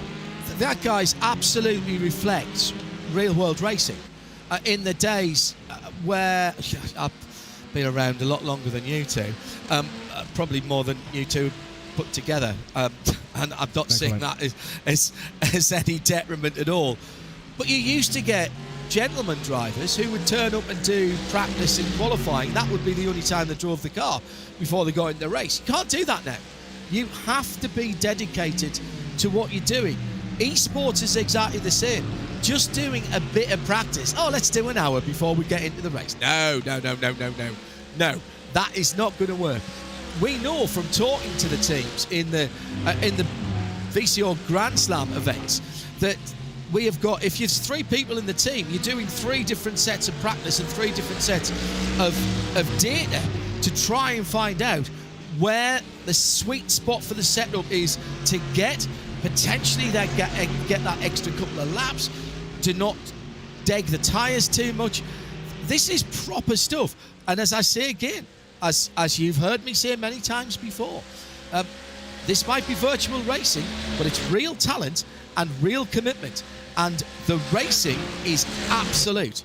And it's total commitment nowadays. Has to be. Because it's tiny margins. We are talking about not the 5% anymore. We're talking about the 2%, the 1%, aren't we, Arjun?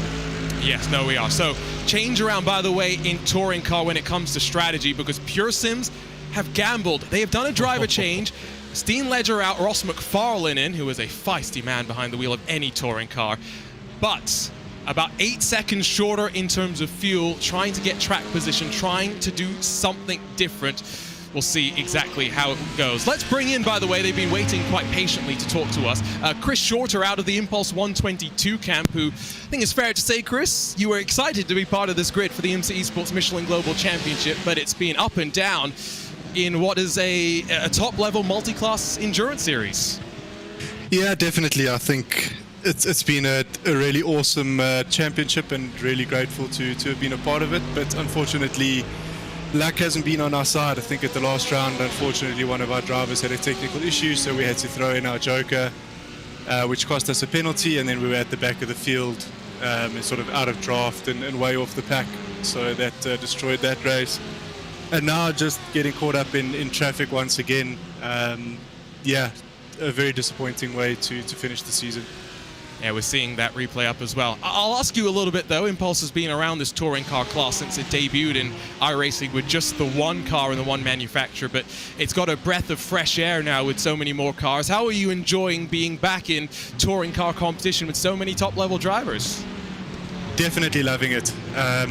iRacing desperately needed it, and I'm really glad that we got it. And I think thanks to IMSA for their partnership with iRacing for bringing us the great content and the cars and the good racing that comes along with it. And luckily for us, it's not the end of the year just yet. There's still quite a few big races coming up that we'll switch our full focus towards. Chris, it's Hindhoff here. How are you, fella? I'm good, thanks, and yourself?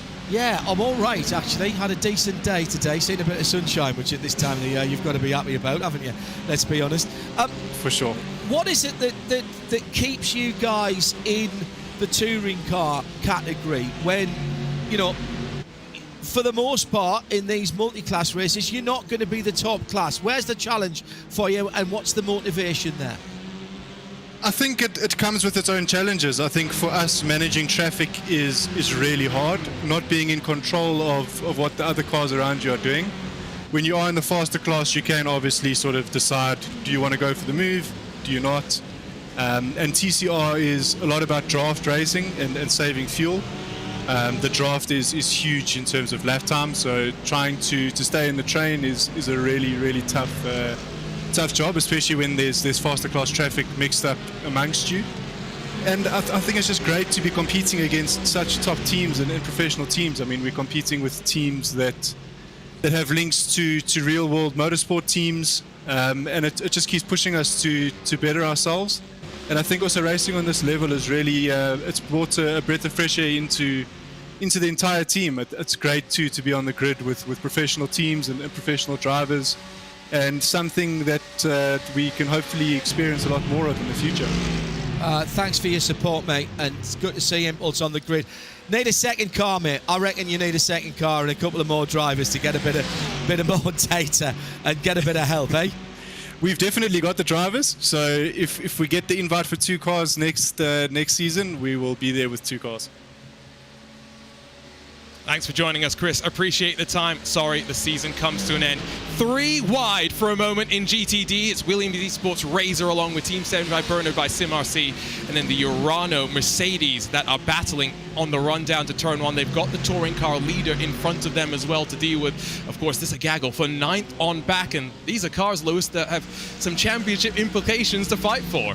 Yeah, obviously not battling for the championship itself, but for those positions inside the top 10. See, I'm almost inside the top 5. Williams Esports Razor, the last time we checked in on the points, they were running 6th on those points, battling quite close with quite a few others.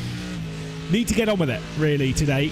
Where they're sat right now, obviously post the first pit lane sequence, 11th spot. We saw both the Williams Esports cars inside the top 10 earlier on, and they're both running now 11th and 12th. I think the Williams AMG team, Williams Esports car, has been for a longer stop because of the driver swap, I believe. No, it's been Daniel Pastor since the start. They just had a longer stop than everyone else, so fair enough. But they've dropped a lot of time in the pit lane. Yeah, I think the strategy is, again, it's what we've seen over the course of the season. John, 2 hours and 40 minutes is an awkward race length, to put it mildly. It's brilliant, though, isn't it?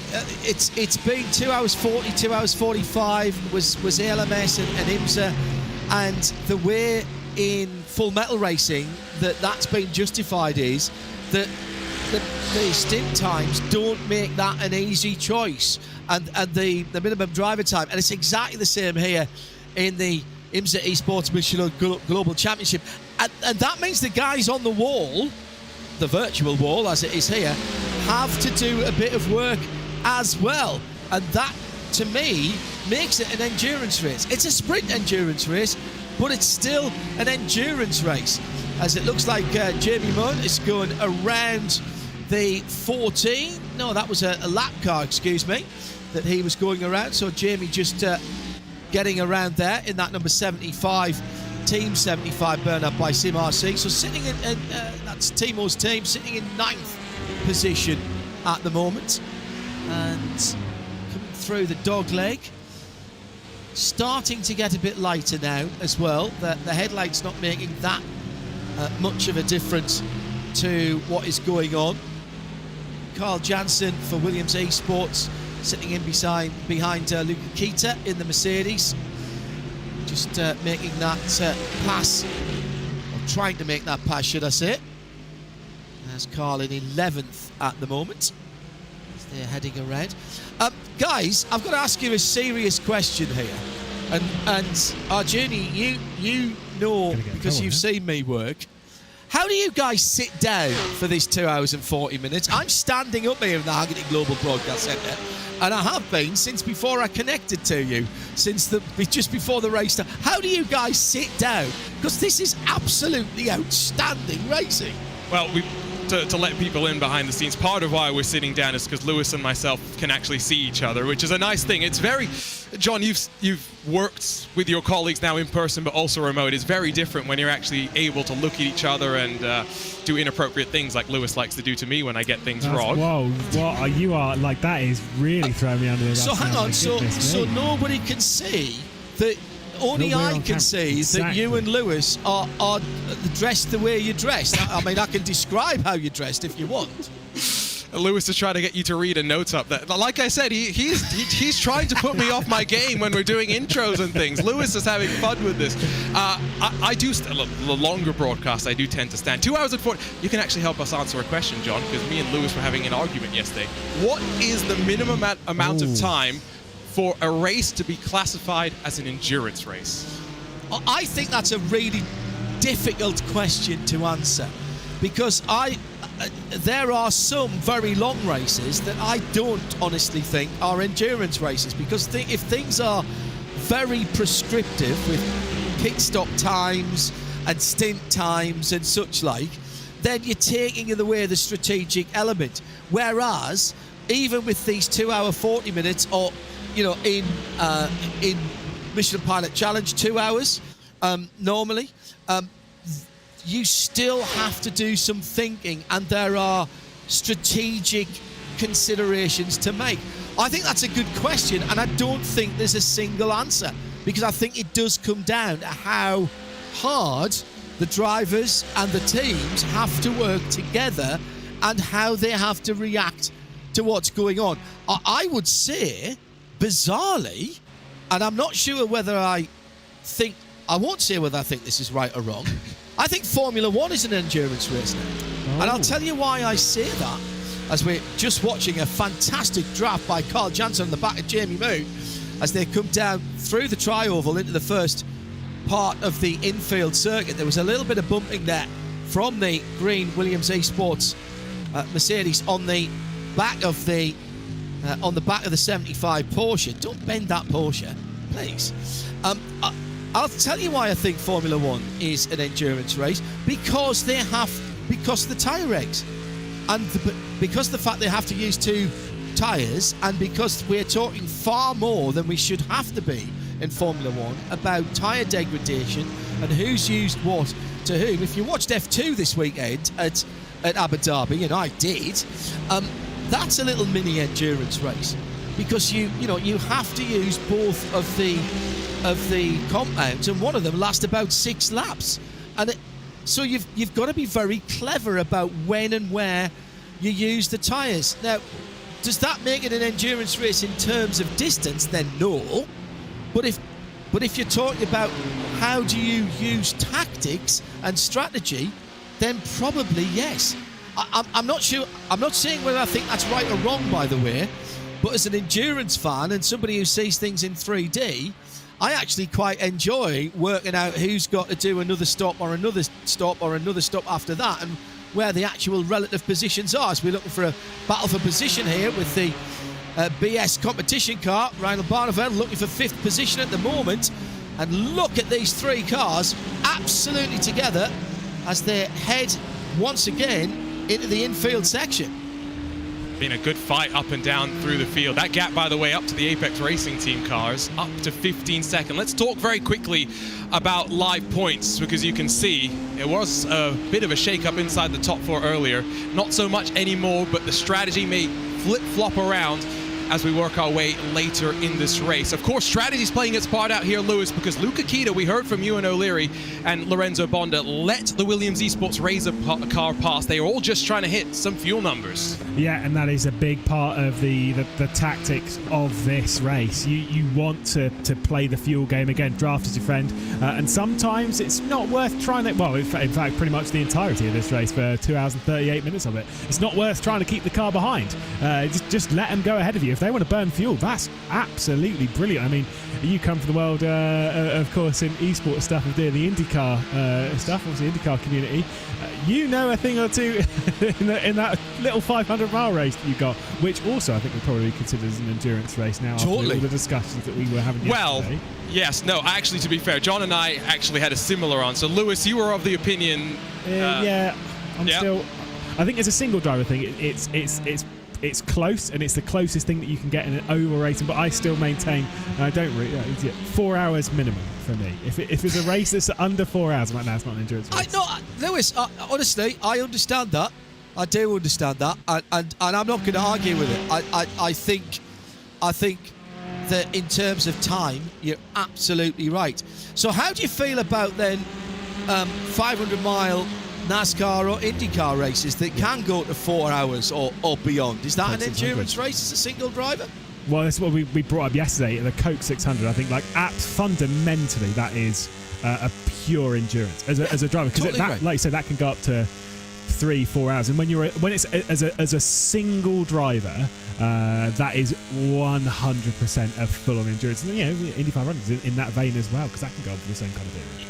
What I love about those races, and having been fortunate enough to talk to some of the drivers who've done that, is working in stock cars or in Indy cars, working with your, particularly in stock cars, in the Cup Series, with your engineer to get the car that is where you want it in the last 100 miles or the last 75 miles. And there are drivers down through the years, Jimmy Johnson and Chad Knaus, for example, with their race engineers, who have been absolutely outstanding and have been sitting in the mid-teens or the late teens, and then all of a sudden they pop up in the last 50 miles, 20 miles, whatever it is, usually after maybe after a late race caution, but they've got a car that can go. That to me is the epitome of endurance racing. Yeah, absolutely. I mean, what a race we've got going on here, by the way. Focusing back onto the race, and we saw the GTD points. I think we're pretty about time to take a look at those touring car points, Arjuna. Yeah, let's talk about them. It's a lot of mix-up outside of the top three, which is where we wanted the excitement to happen. Of course, prize money split across the two classes, $25,000 in total over the 4 rounds. It's a nice, healthy prize pot for these drivers in what is also a short championship, John. I think it's one thing that is beneficial to these drivers. A lot of championships take 6 months, a year to complete. This is over in 6 weeks' time. Yeah, and that's great, isn't it? Because you are totally and utterly focused, and so is everybody who's watching. You don't get time to take a month or 6 weeks off and then reconvene. You are watching this. So how far ahead of Sim RC does Valentin and the R8G guys have to finish to get this championship? I think the 108 from memory. 188. Yeah, so 108 needs to finish in leads to win. And I think it's about where the 176 finishes comparatively. I think it's 4th. I think they need to be on the podium. So right now for Sim RC, I think it might be right. Arjuna might have something to say on that one. Yeah, no, I think it's pretty. Maths. Yeah, I think it was pretty simple from Ewan O'Leary, who did the math pre-race for us. Again, don't trust his math either, even though he's technically a pit road reporter today. He said a podium was enough for Sim RC to secure the championship, no matter what anyone else did. And I don't know if that even factored in qualifying points, which of course saw Sim RC grab second in front of R8G, so extends the advantage by about 2 points in all things considered. Now, no bump drafting is one thing that I have noticed with these drivers. Of course, they're being a little bit wiser, and I think just trying to keep themselves out of trouble. They've not really been closing too much on that Pure Sims car that, of course, took about 8 seconds shorter in terms of fuel. That's, of course, going to compromise them as we enter into that final cycle of pit stops. And if you haven't done the driver change just yet, you will need to make sure it is done before we hit 45 minutes left to go, because you don't want to flirt with drive time rules, something that, by the way, has changed in the real world because of a certain incident under red flag earlier this year. Oh, has it ever? Yeah, that was it. That was at Watkins Glen, where it actually, and this is nobody's fault. It's just one of those things that happen where you can't write a set of rules for every eventuality, but we got to a situation where there were some cars who couldn't make drive time, even if they'd changed the driver straight away when we got back to green. And so IMSA, being IMSA, have been fairly pragmatic about that and said, yeah, we're not going to let that happen again. We'll rewrite the regulations. Just looking at this battle, by the way, for 3rd spot on the podium at the moment, Gianni Vecchio, the Team Redline, cannot break away from the Team 77 car. And are we still calling him 10K Beneke, or has he dropped back 10K. again? He's back to 10K again now. 10K. Yeah. I know he dropped down for a little while in the Team Redline 71. He's not that far away either. So we've got 3 cars under a second and a half for 3rd, 4th, and 5th in the overall. Plus a great battle. TCR, you always expect this, and now 17 and a half seconds between the two Apex 98 and 97 Porsches, Alejandro Sanchez and Johan Hart, who've been in since the start of the race. Beneke and Barneveld both putting in their fastest laps of the race last time around. This is getting really, really interesting at the front of the field and, gents, within the TCR class. Yeah, touring car is quite interesting, I think, now, just because they're all settled into the rhythm. It was a little bit more crazy at the start. The incident that we had that some wondered why there was not a safety car, I think, settled the nerves a little bit more as well. It's that cycle of pit stops that will begin maybe in about 15 minutes' time. That will open up. Pure Sims, of course, will be the first to dive down to the lane. Let's talk a bit about the season, though, Lewis, because like we said, it's a short championship, just 4 rounds. Let's talk about, I think, one team that we expected maybe a little bit more from, BMW Team Redline, who have just had no luck, unfortunately, in this championship, even though a car seems to have speed every single round.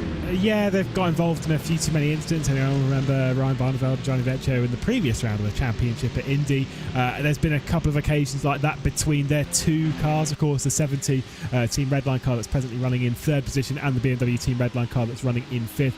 I mean, sure, there might be a chance to finish the season on a high, but unfortunately it seems the highest high that it can get around here realistically is a third and fourth. I think there was the changeover at the start of 2022 where we'd always spoken of the Daytona International Speedway on iRacing as being co-anda territory, and I think very much so, of course, in the 24-hour race this became Apex territory, and that is what we are seeing in this race. And so everyone is just fighting over third right now, and that's Redline essentially.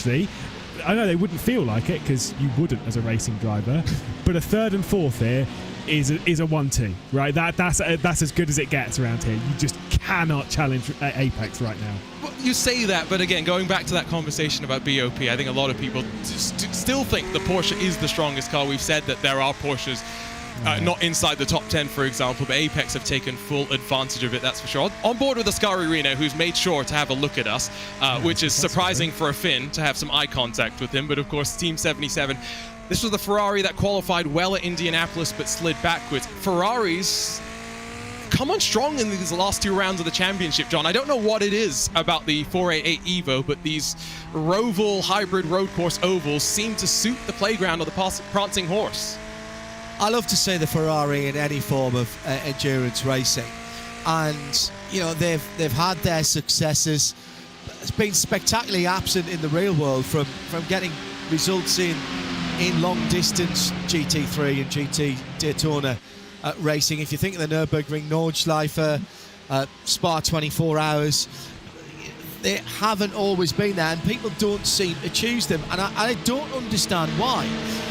Here in the e-racing world, in virtual racing, they have been slightly more popular, and clearly people have had the time to do the testing, and right at the moment that car's had a fantastic run out of the Le Mans chicane on the back straight. This is the 77 car we're talking about. Oscar Rin, who is in the Team 77 car, trying to go around Gianni Vecchio in the Team Redline BMW. Vecchio goes a bit defensive early there, trails the brake into turn one, and once again now we've got a, what is that, 5-car train battling for the third step on the box, Lewis. Yeah, kind of was watching those behind closing in that trio of BMWs, whilst we did have Gianni Vecchio, well, we do still have Gianni Vecchio at the front of this train.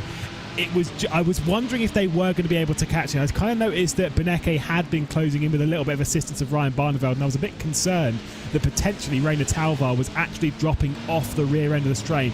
Thankfully, the slipstreams dragged them all back together again. I can't remember what the slipstream rolls off at. I think it's about 1.2 seconds, something like that. I think it's something like that around here. It's about 1 second, 1.2. It will start to drop off from there. I think if you're within 1.8 seconds, you will start to feel it. Of course, wow. To go to John's point, though, with the Apex cars at the front of the field, this is the battle for the final step of the podium. I don't see why you'd want to make a move. Save fuel. It's the wisest thing to do. Whether you're in that Ferrari or the BMW's chasing behind, just use Gianni Vecchio as the foil for your strategy as it plays out right now. There are some battles going on back in the field, by the way. Hardpoint by Delta Sport and Aspar in their Ferrari, I've noticed, fighting through their through the CrowdStrike traffic, that they've got in front of them. Of course, that's the Hardpoint 99 that's crossed over from the real world in partnership with the Delta Sport sim racing team. Sean Campbell, one of the most eclectic figures you will find in sim racing. He's down in 20th position right now. And Lewis, that was a car that we did see running up towards the front at the end of Indianapolis until things came unstuck. That's how it goes sometimes. We do know he's a big collector of chairs, though. So office chairs, to be specific. There is at least that. I can't remember. I think it was 3 in the background. They said he had more. So good effort. But like you say, this round probably not going quite as well. But I'd still say that as much as we are approaching an hour and 40 minutes done in this race, we are still in the early days. There we go. 1, 2, 3 at least there. 4 if you account for the one that he's sitting on. And apparently there's more to speak of. He just loves chairs. Can't see Nicolas Cage's face though right now, which is a bit That's of a disappointment. If we're being totally honest, look of focus on his face. I forgot it's on the back of that seat. Yeah, I know, exactly. And this is the thing that differentiates the sim from the real world, and it's what a lot of real world drivers have to kind of get used to when they make the transition into some of these sim racing tournaments, John, is the fact that you lose the physical sensation. You become so much more engrossed in what is going on, and in some ways, it is so much more mentally taxing than being behind the wheel of a real car. Oh, totally agree. The fact that you don't feel... Right, the only stimulus that you're getting is from what you feel from the wheel and what you can see from your eyes. So these guys at the moment who are battling over 20th position, Sean Campbell and Jonathan Alvarez, who's in behind him in the Aspar Ferrari. So all they can see from the cockpit is looking forward and a little bit to the sides if they've got multi-screen set up, or if you're using VR. So you're not feeling what the car is telling you. Now, that is a huge loss to how you drive the cars. Whether you're driving the cars on the street in the real world and it's pouring rain and you're feeling for a bit of grip, or whether you're on the racetrack and you talk to any full metal real world driver who's jumped into esports, and they will tell you that is the most difficult thing for them to make the transition. And all of the praise that they have for the full-time esports drivers is the fact that they are able to continue to race closely with potential latency and netcode issues, which, you know, we all know in this form of racing can rear their heads. But with all of that, to be able to feel what the car is doing without feeling what the ar is doing, that's extraordinary. And that amount of concentration. I remember talking to the real world BMW drivers in 2020 when we first started IMSA Pro Series. They were sweating. They were sweating after, I think those first races were only an hour. They were sweating after an hour. Never mind, as you well know, gents, after 4 hours on the Nordschleife, which is what some people are doing in the 24-hour race, these guys could not believe how hard they'd had to concentrate. Amazing stuff. This is truly epic driving by everybody out here. Don't forget, by the way, if you're watching on twitch.tv/VCO Esports, you can enable Command Center to take control of your viewing experience right along with the likes of Williams Esports or Bruno Spengler, Maximilian Benecke, and go multi-view. Enjoy full coverage of this race coming up towards 60 minutes left, not just here at Daytona, but across of the 2022 IMSA Esports Michelin Global Championship season. We check in with two Porsches, Team 75, of course, in their Spider-Man colors, in front of the MSI Esports Porsche. This is the battle for 8th and 9th, with a 2-second gap back to Carl Janssen, and then one of your Urano Mercedes. That's the one that, of course, has Luca Kita behind the wheel. Remember, we heard that Luca Kita was concerned about maybe some damage or a technical issue. Lewis, he stayed behind the wheel of the car, and they're still up there in the fight for the top 10 after moving forward 4 positions. I'm sure whatever issues there was, maybe just a mental block. Yeah, it might have been one of those bits early on in the race. It was that first pass through traffic around here, actually, where there was the big bit of drama. But realistically speaking, I think the car was fine. I think it might have just been, like I say, a bit of mental fog, maybe even overheating the tyres and getting those slightly imbalanced. Right now, pace looks absolutely fine, just keeping up with the Williams Esports Razor car that has got itself back inside the top 10 with the final spot in it. And you're absolutely right. Obviously, we do need to talk about track maps. The fact that he does have some in the background, not making any shots towards Jamie Fluke. Jamie Fluke. But still, where are they? He still doesn't have them slapped all over his wall, as we are used to with Jamie Fluke. Still no Daytona one on there, though. I want to see one for each track that you're racing at. Oh. We've got to spice this up now. I've seen track maps now. Oh, we do. Let's get more. Ferrari, by the way, does leapfrog to the front of the fuel game's over as Team 77 now jump to 3rd in this battle. You got the red line contingent locked in behind Vecchio, Benecke, then Barnavel, Talvar, and that is it in terms of this fight. It's 3rd through 7th that is still in contention here. I don't think any of these teams have done their driver change, though, John. So before 45 minutes, we will see them in. I think that's very interesting. I was just watching Carl Jansen's car from Luca Kita when we were on board with the Urana Mercedes. He's struggling for rear-end grip now on that. I presume they're double stinting those tyres on that car, and it looked like that number 5, the blue car, was just struggling a wee bit. I'm watching very carefully as we are at 8:45, 8:45 in the morning.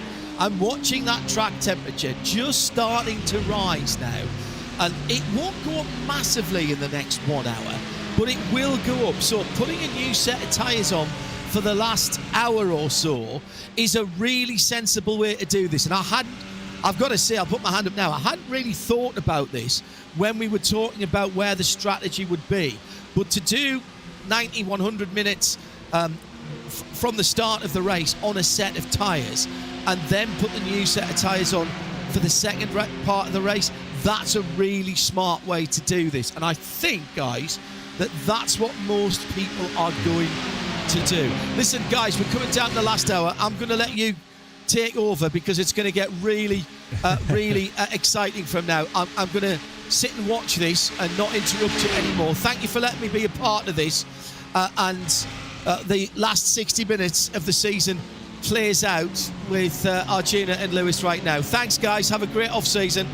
Thank you so much to John Hindhaugh for joining us for basically 1 hour and 40 minutes, of the racing here at the World Centre of Racing. And that's the thing about all us commentators. We have the best job in the world. We sit down or stand up, depending on what you prefer, and we just talk and talk and talk. And let's be honest, Lewis, we could do this forever.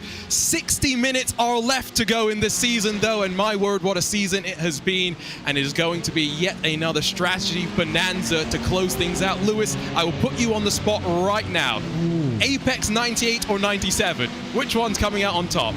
Yeah, because the thing is that I guarantee they will be free to race when it comes down towards the run towards checker flag, because regardless of which way they finish around, it's first and second in the standings for them. I am gonna...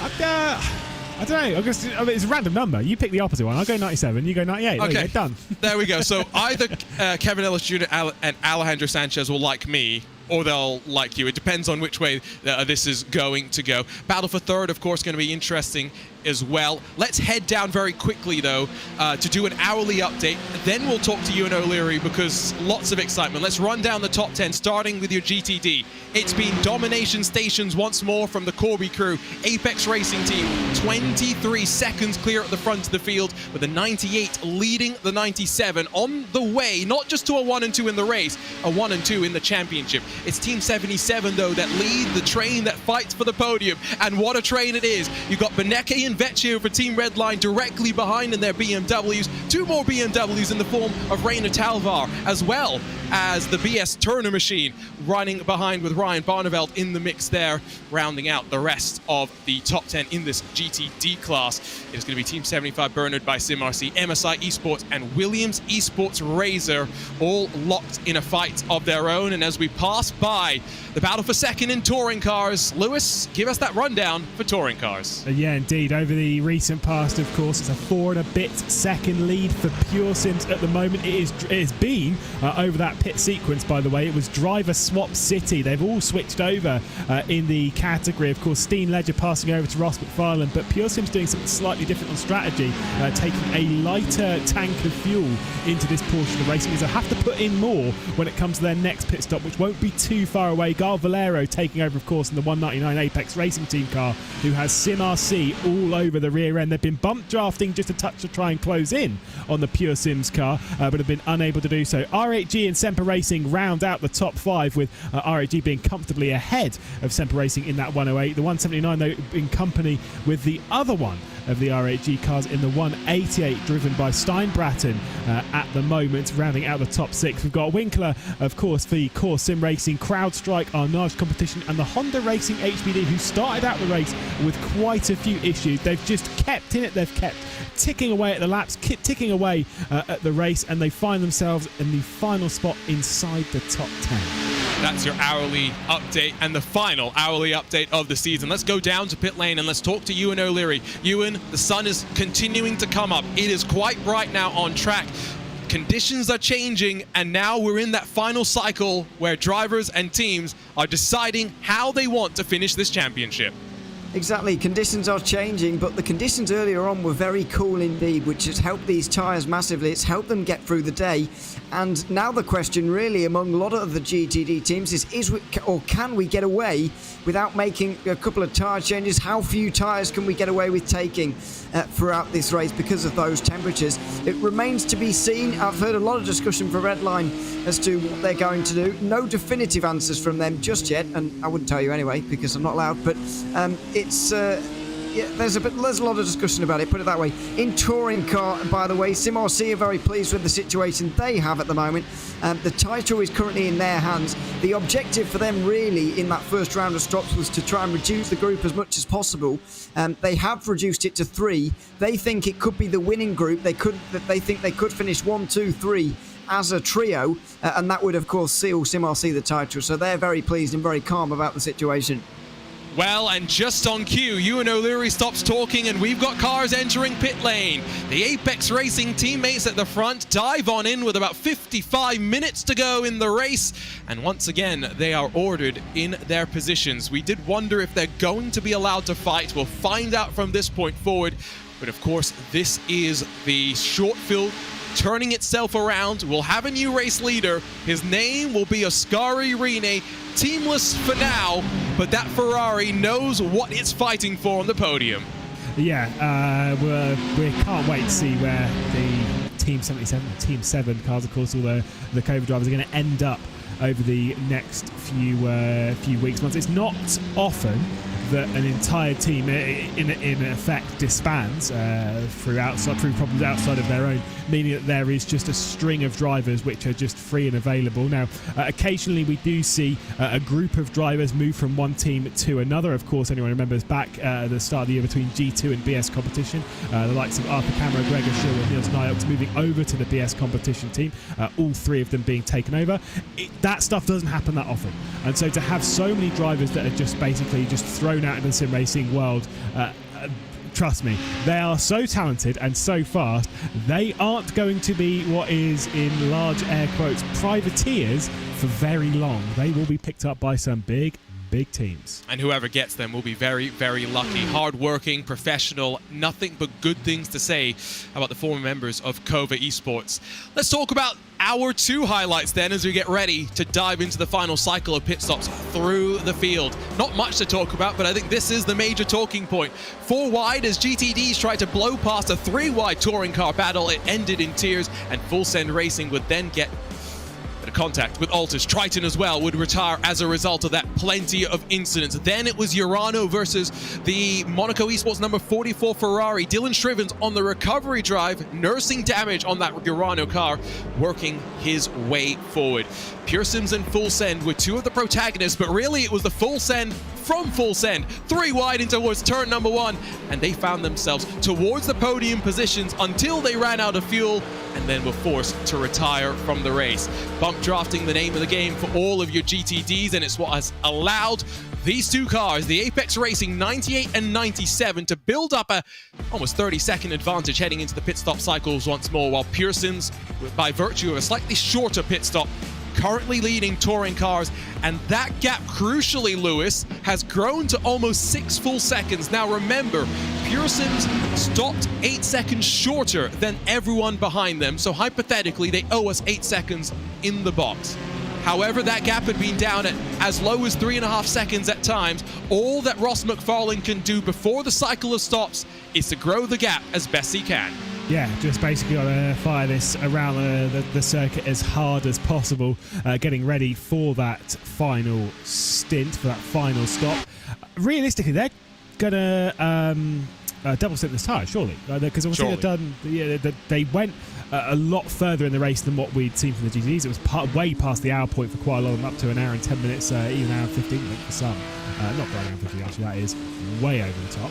But about an hour and 10, realistically from some of them, meaning that you've got an hour and a half from that point. Now, Daytona's not a particularly incredibly high tyre wear. You do wear them out a fair amount, but it's not like overwhelming.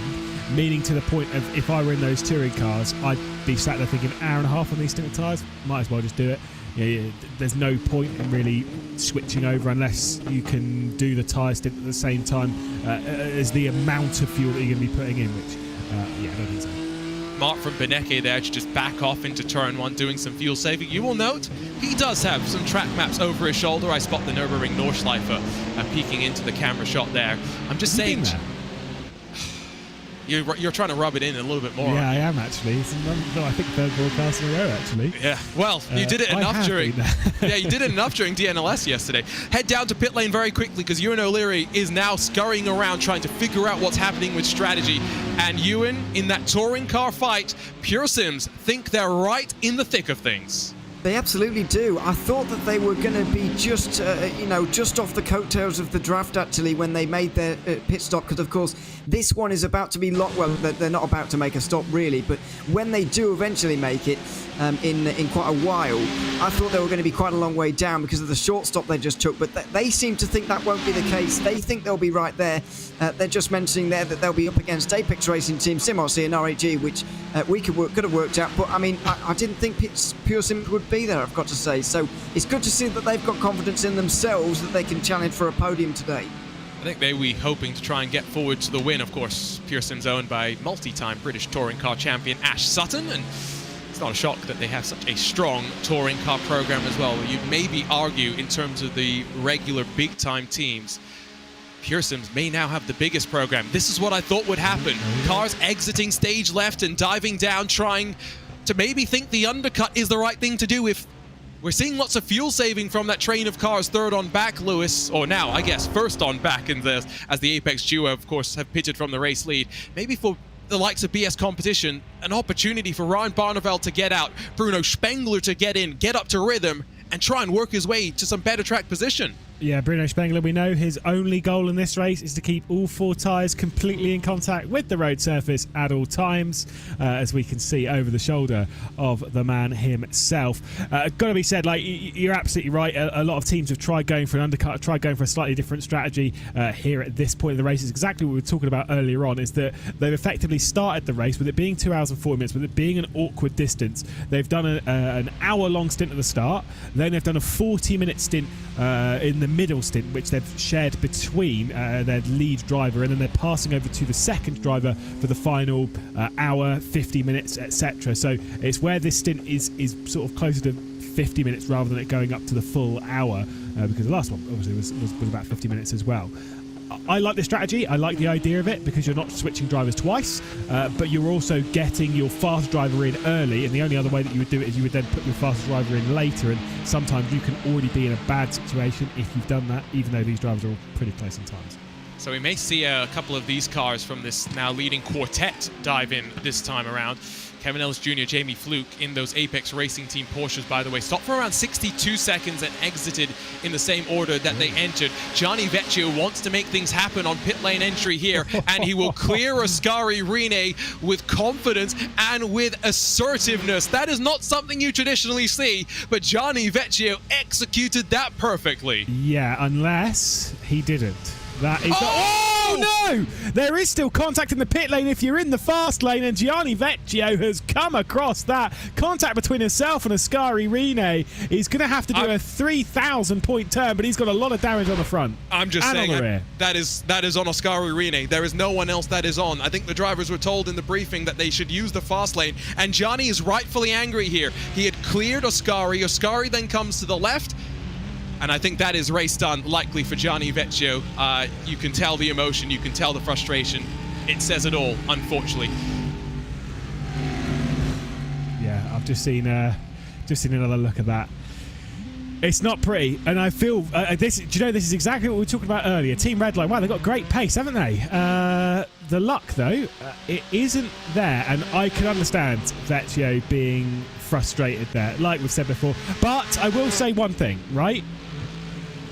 I'm not saying that he was asking for it, but he was racing properly hard on the entry into pit lane there. And if he wasn't so, and if he'd have just held position, now obviously you're a racing driver, you're never ever going to do that, so I'm not blaming Gianni Vecchio in any way, shape or form. We'd all go for it if we could, but the fact that he was going for that overtake on the pit entry, that's what's instigated a scenario where he's essentially even remotely alongside another car through the pit lane. Now, yeah, read into that what you will. Either way, for Vecchio, that is just awful luck. Reynard Talvar will extend furthest of this battle for third, and here's a look at the replay. Yeah. Yeah, why is the Sky Arena there?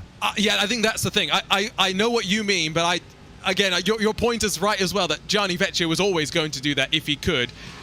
It will ultimately come down to what the drivers were told in the briefing, and I have a feeling I know what was said. That's Beneke out, Holtzman in that 71 car, so they're now Redline's sole chance to grab a spot on the podium.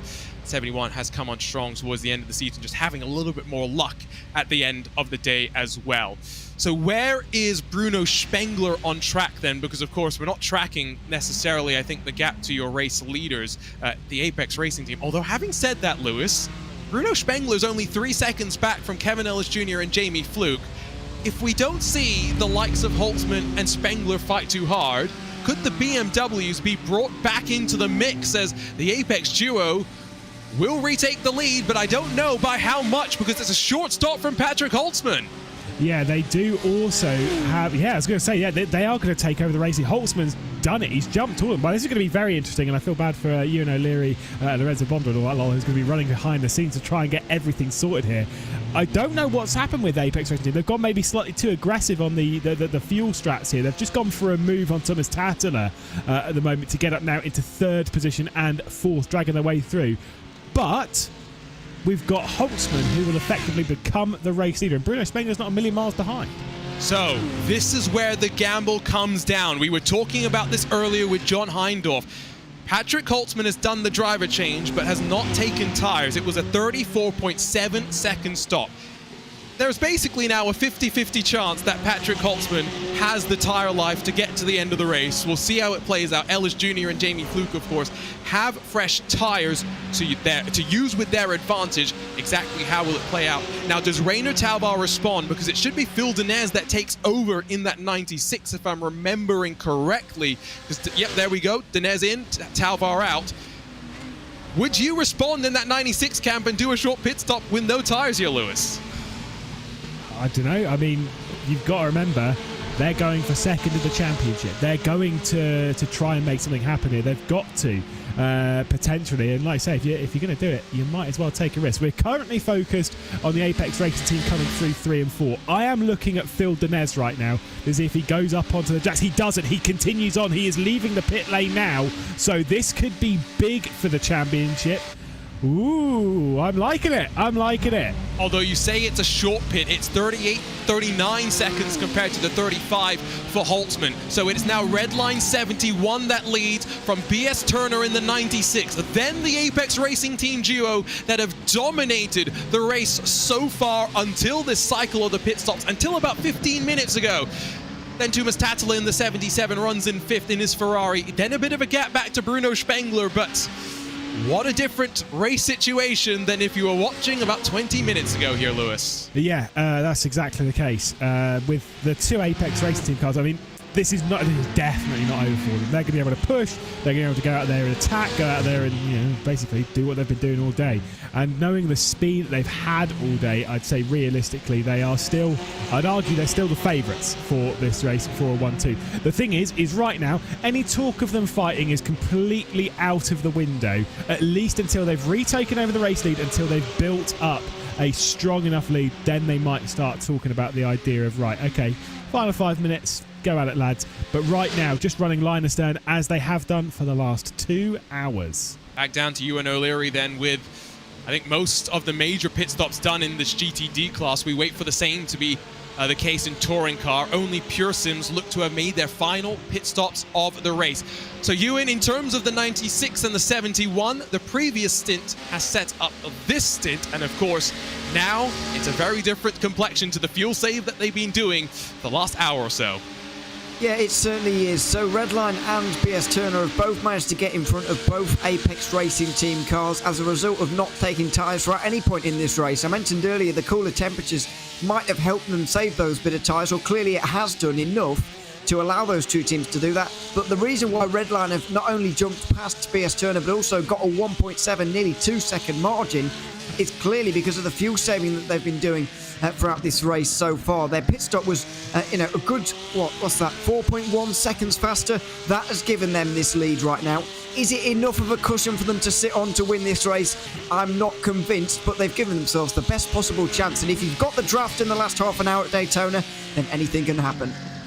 No track maps for Jamie Fluke. Alex Simpson, if you're listening, we're going to continue piling the pressure onto you until we get them. So, 42 minutes to go. Fresh tires for the Apex Racing Team duo.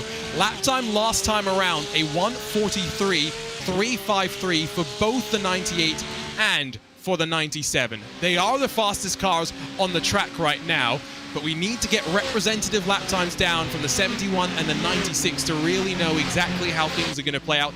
Let's go talk about touring cars very quickly though, Lewis, and let's talk about championship situations. Pure Sims think they're in with a shout of being on the podium. SimRC know that all they need is a podium in what may be a 4-car fight for 3 positions. Yeah, and that is only the case dependent on where the 108 finishes. If they finish just a single position behind the 108, honestly, for them, the Apex Racing Team, obviously, yeah, you go battle for the race win, but the Apex Racing Team winning, Pure Sims winning, doesn't matter. They don't care. It's just about the 108. That is the only car they care about in this race, and that's the only car they should care about. That's the one they have to cover when it comes to that championship. Right now, they're ahead of them, so everything's looking dandy. And like you say, is that R8G car winning? Is that likely? We're not so sure right now. The only question, the only bit that might pour maybe a little bit of negativity on SimRC's parade at the moment is that whilst the Elantra looks good, and whilst it certainly has looked faster through a majority of the season than the Honda Civic, that Honda Civic's long run pace, particularly around here, has actually looked really, really good. And that is the only part that I would be slightly concerned about, is that potentially that Honda Civic might actually start attacking later on. And if that does happen, well, who else is in a Honda Civic? The Pure Sims car, they are also in a Honda Civic. The R8G, they're in a Honda Civic. So it's kind of like that could open up a can of worms they maybe don't want to get involved in. Meanwhile, Apex is just struggling a little bit with connection problems there. It's not a good sign. Those that know the Coanda team facilities worries with internet connection will maybe be a little concerned. Lights flash from the 199 to get the Mirror Esports car, a lapped car, out of the way. Gap between the 71 and the 96 has come down to 1.3 seconds, but Apex are within the draft of BS Turner, and it is now a 4-car choo-choo train at the front, with Tumas Tatsler well and truly being dropped in this fight. And at least based on lap time, it doesn't look as though there's going to be much that the front two will be able to do. They are fighting for that 3rd step on the podium, as it seems right now. 2 hours done, 14 minutes left in this race. Let's head back down to Ewan O'Leary to check in with touring cars, because the Apex Racing Team 199, Ewan, is trying to break away at the front of the field. Yeah, absolutely. Kieran Harrison just commenting there as they came over the line in quite a relaxed way, that he just noticed that it was a really, really quick lap, and that's mainly because Gal Valero is towing them all around. That's all very close. Yes, Apex Racing Team basically trying to increase the pace right now, and it has worked. Kieran Harrison, just as they went off screen there, made a mistake into turn 1. He's lost that 2nd place to R8G Esports, and a 1.5 second gap has opened up. So can Gal Valero use that to get away, quite possibly? Wait and see on that.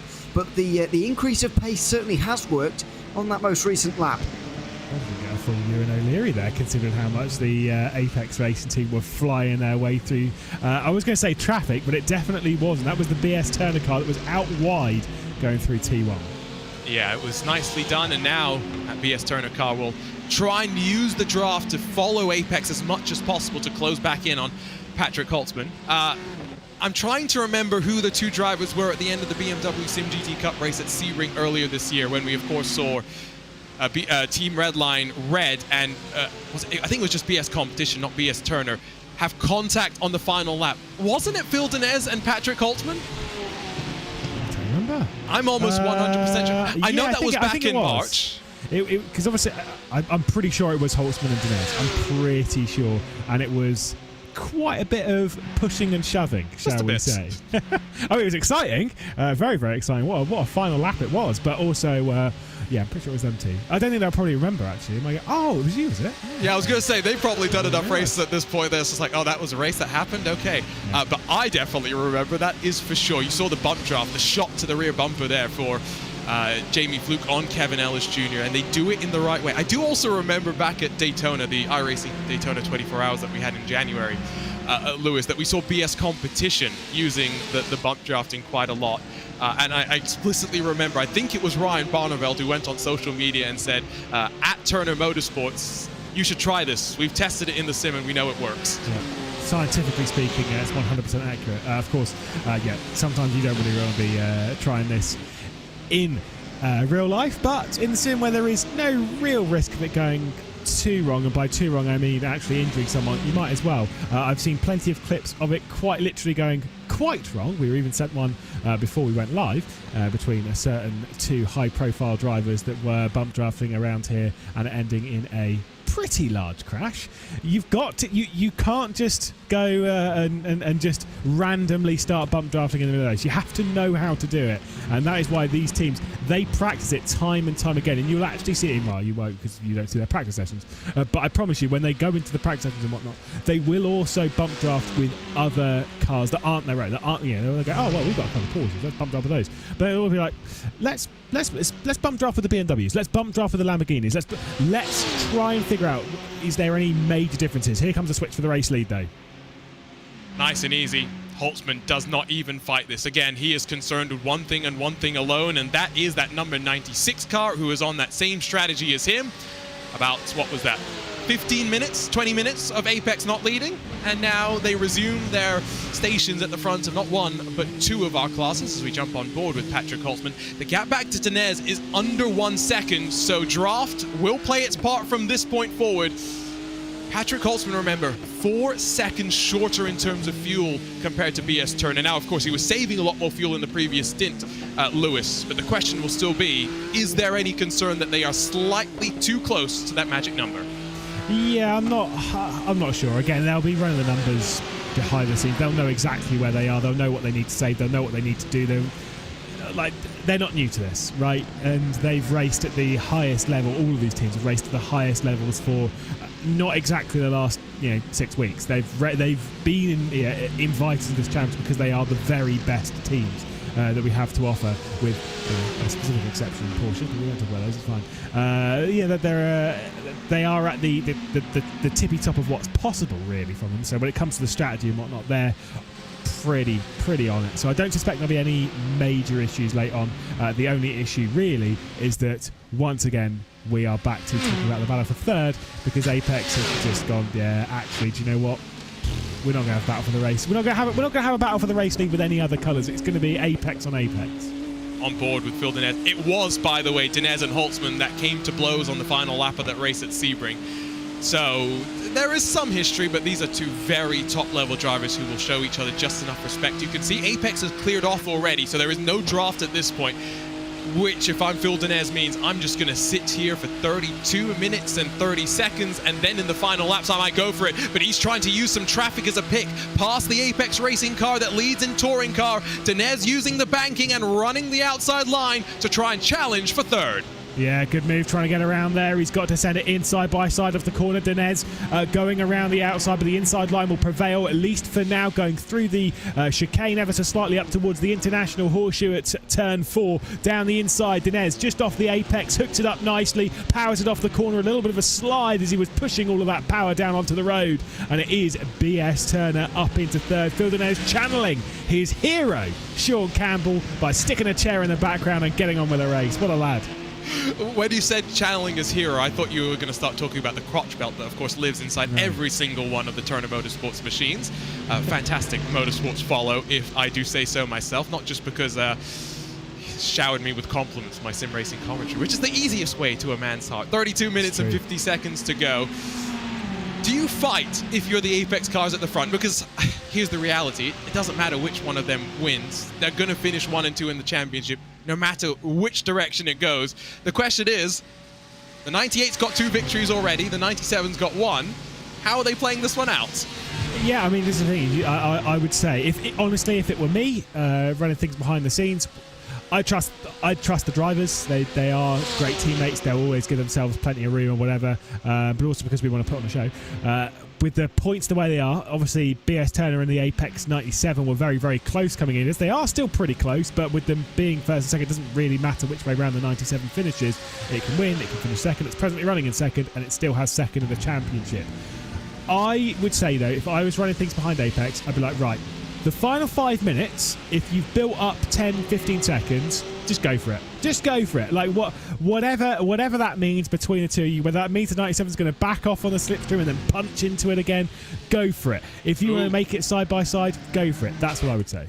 Well, the other Apex car is doing something, and that's coming down to pit lane. Guile Valero in. Don't expect a driver change. Don't expect Nicole Foggy to get into the car.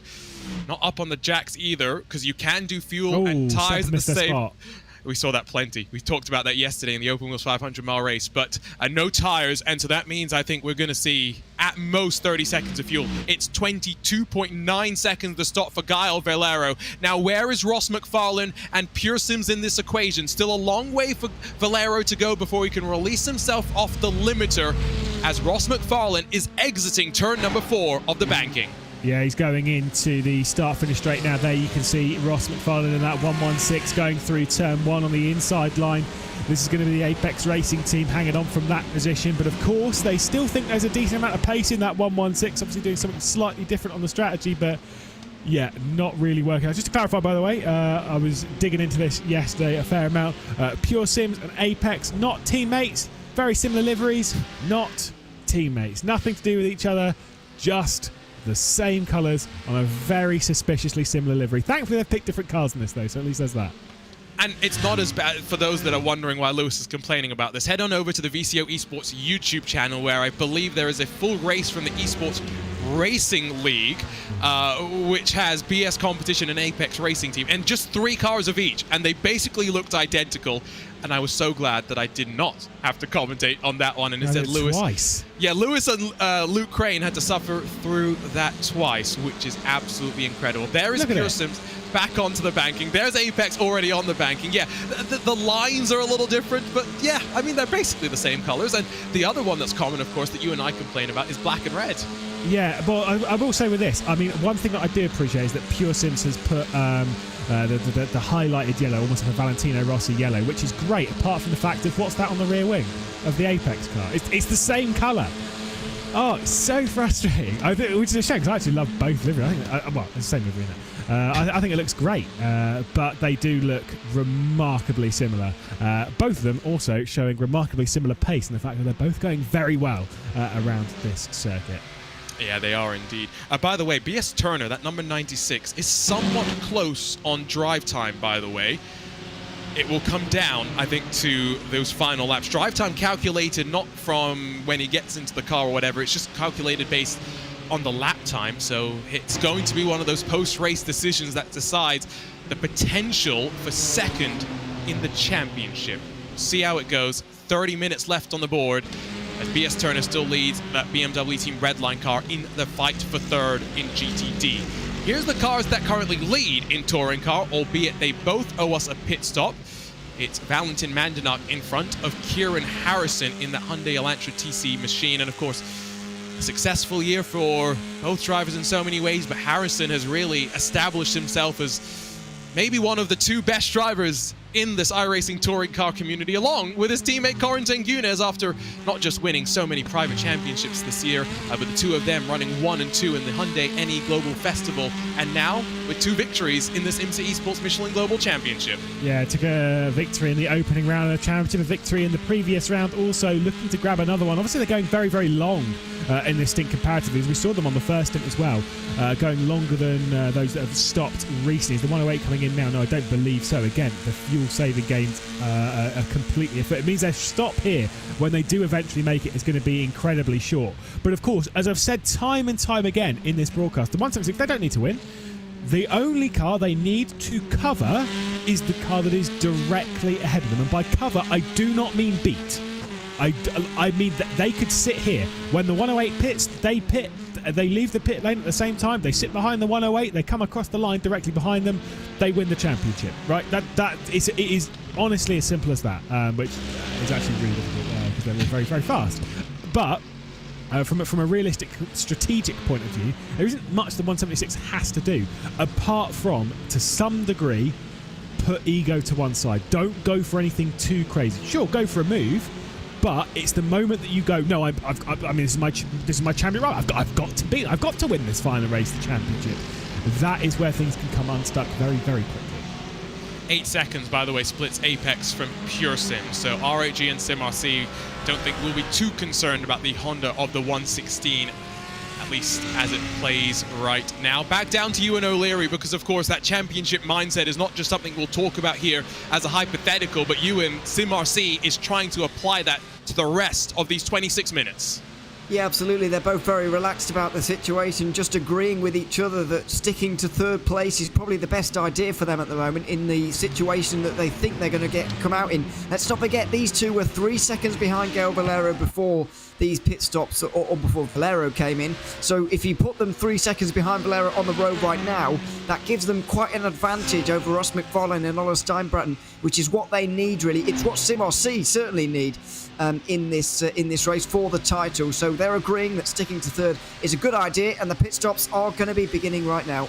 Here they come. They juke past the double yellows. Don't think we'll see drama like we do with Vecchio and Rene here, but their pit boxes are much earlier, so they can't afford to make the mistake that I have done before in an iRacing 24 Hours of Daytona, which is miss your pit box in the first cycle of pit stops, because boy, when you're that first box, you better know where you are. So the Gale Valero driven 199, Lewis, is already into turn 3 on the banking and building up the speed. Ooh. It's short stops across of Harrison and Mandanok. 18.2 for the 176 compares to a 23-second stop for Gale Valero. Yeah, and it's also the position switch. Harrison out ahead of Valentin Mandanak. This is going to be pretty close on the exit of pit lane, but SimRC might actually gather themselves the race lead. We can see SimRC there, just in the background a shot. That will be Valero coming through in the 199. Now they get to release the pit speed limiter. You'll see him coming through in the background a shot. These two, they came into the pit lane 1-2. They leave the pit lane first and second as well, ahead of Gale Valero, and that is because of the lack of fuel comparatively that they had to put in.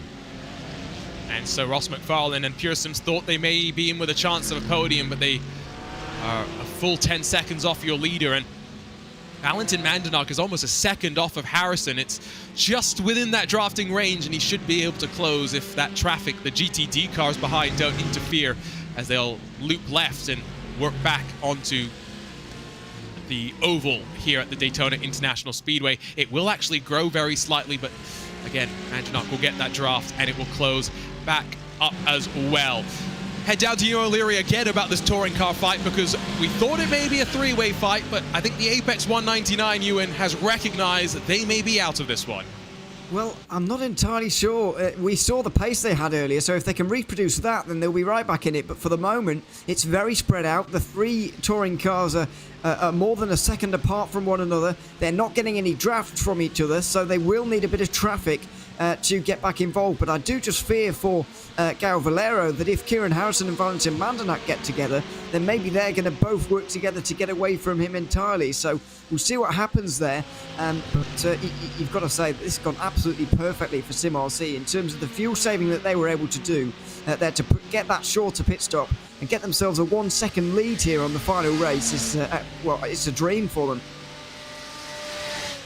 They mentioned that we had that iRacing roar before the Daytona 24, which was a 2.4-hour race with GT4 cars as well as these touring car machines. I believe it was Kieran Harrison that came out on top, but it's not going to be easy. Mandanok has started to close that gap down into these closing stages. Let's check back in with GTD battles. Not really much to talk about at the front of the field. BS Turner and BMW Team Redline aren't really going at it back and forth. However, just outside of the top 20, teams trying to finish the season off with some momentum, Lewis. The likes of Maniti in the 78 fighting with Urano Data Group, Vad Kimmich behind the wheel there.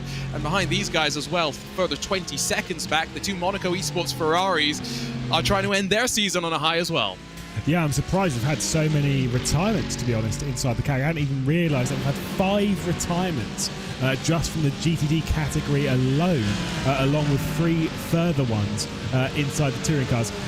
Like I say, we've not had a safety car in this race, and we weren't expecting to be perfectly honest. But I wasn't expecting to see that many retirements either. Full Send, Impulse, and the other Full Send car, both of them retiring from the race. Of course, we saw what the issues for the 185. Or it might have been the 158 that actually had with the one that was wrong with the issues. The 185 actually ran out of fuel. In the GTD, Arnage, Altus, Biela, Triton, and the number 70 Team Redline car are all also retirements for the race. They're not going to be ending the seasons on a high. To be fair, no one outside of the top 20 really are either, but you've got to end the season with a few things. Number 1, beating your teammate. Number 2, great photographs. Let's get after it, lads. We've got the Monaco Esports cars here very, very close.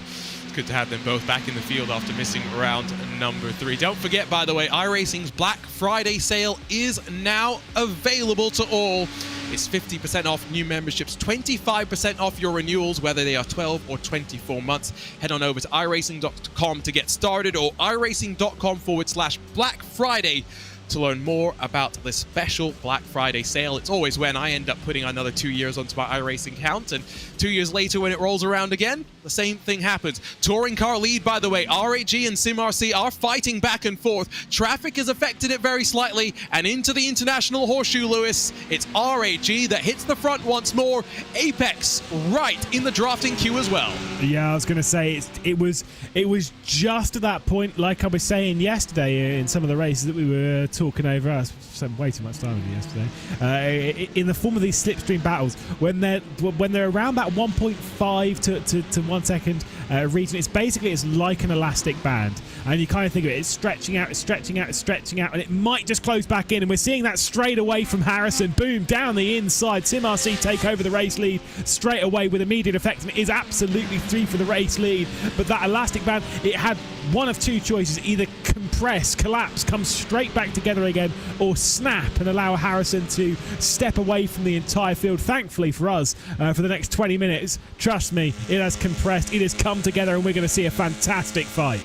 This is going to be great, and I think Gael Valero has already on the radio to his teammates promised a 3-wide photo finish. Lorenzo Bonda's listening in and laughing so much because apparently Gael Valero is doing play-by-play commentary on the race as it goes right now, and I tell you what, he is in the perfect spot to watch all this. I will correct myself. It wasn't Kieran Harrison, by the way, that won the iRacing Roar before. It was Corentin Gunes. It was Harrison that was involved in the big crash that we had out of Turn 4. Very similar to what we saw here today. BS Turner, BMW Team Redline, by the way, they are also fighting back and forth through some traffic.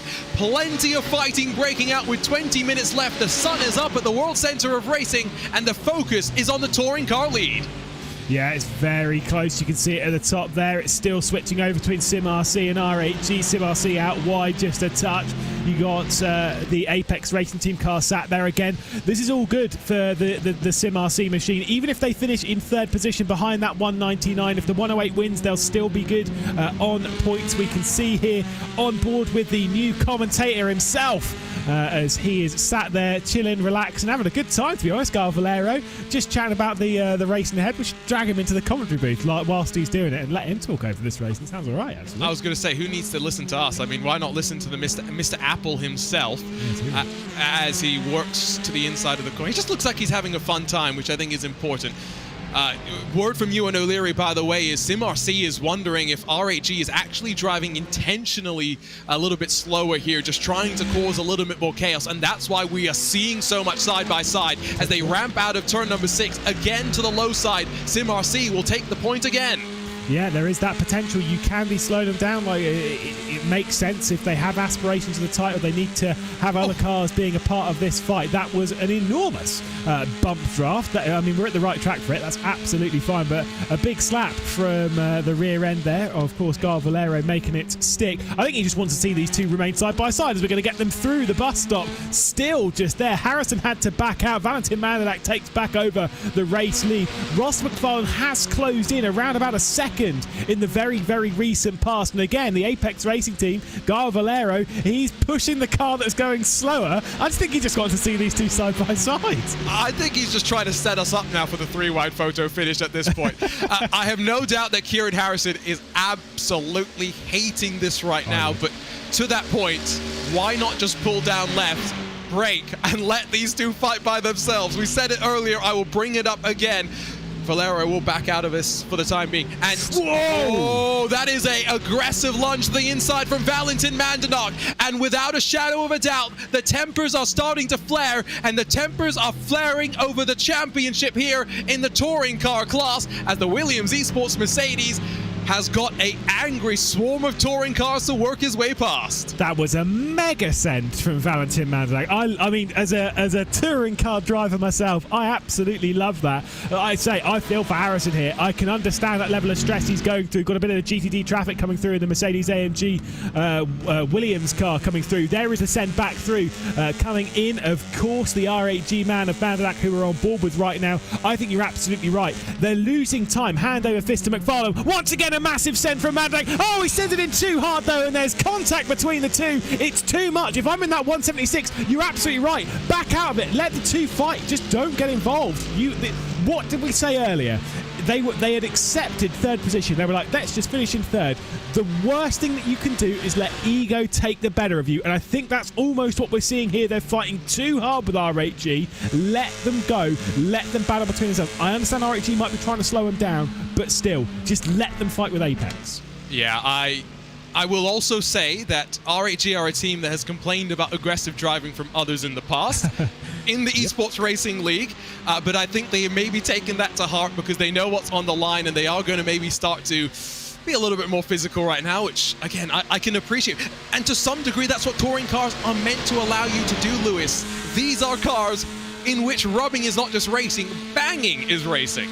Yeah, I mean, I completely disagree with that, I will say. Touring car racing is still a non-contact sport. But, you know, there is a little bit of rubbing in there. You can't just slam someone out of the way, though. So that move, like I say, we're closing in a couple that might be just over the line.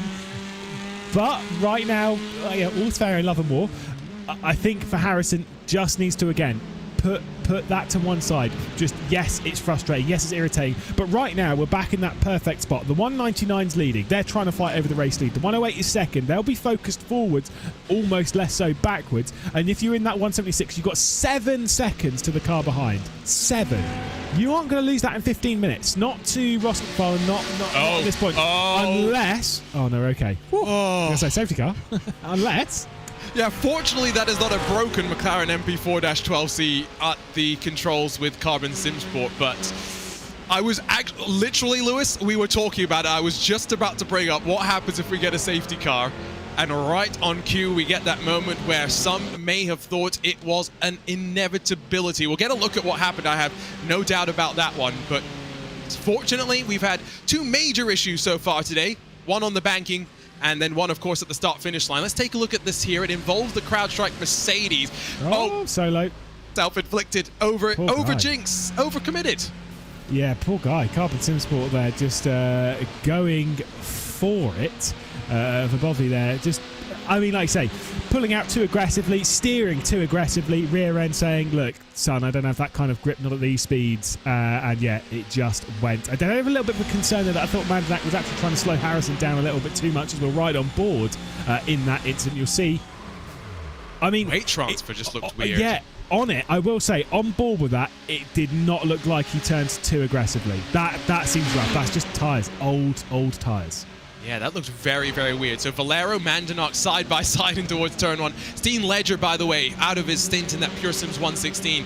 He's done the math, and he believes that if R8G wins, SimRC, if R8G wins the race and SimRC is in 4th, is enough for R8G to grab the championship. But as much as these guys are fighting and losing each other time, Pure Sims and R8G's 188 had been gaining some ground. In the last few laps, that gap has opened back up to 7 full seconds. So I don't think if you're R8G's 108 car, you can feasibly expect with 13 minutes to run for the 116 and the 188 to close 7 seconds to join the party.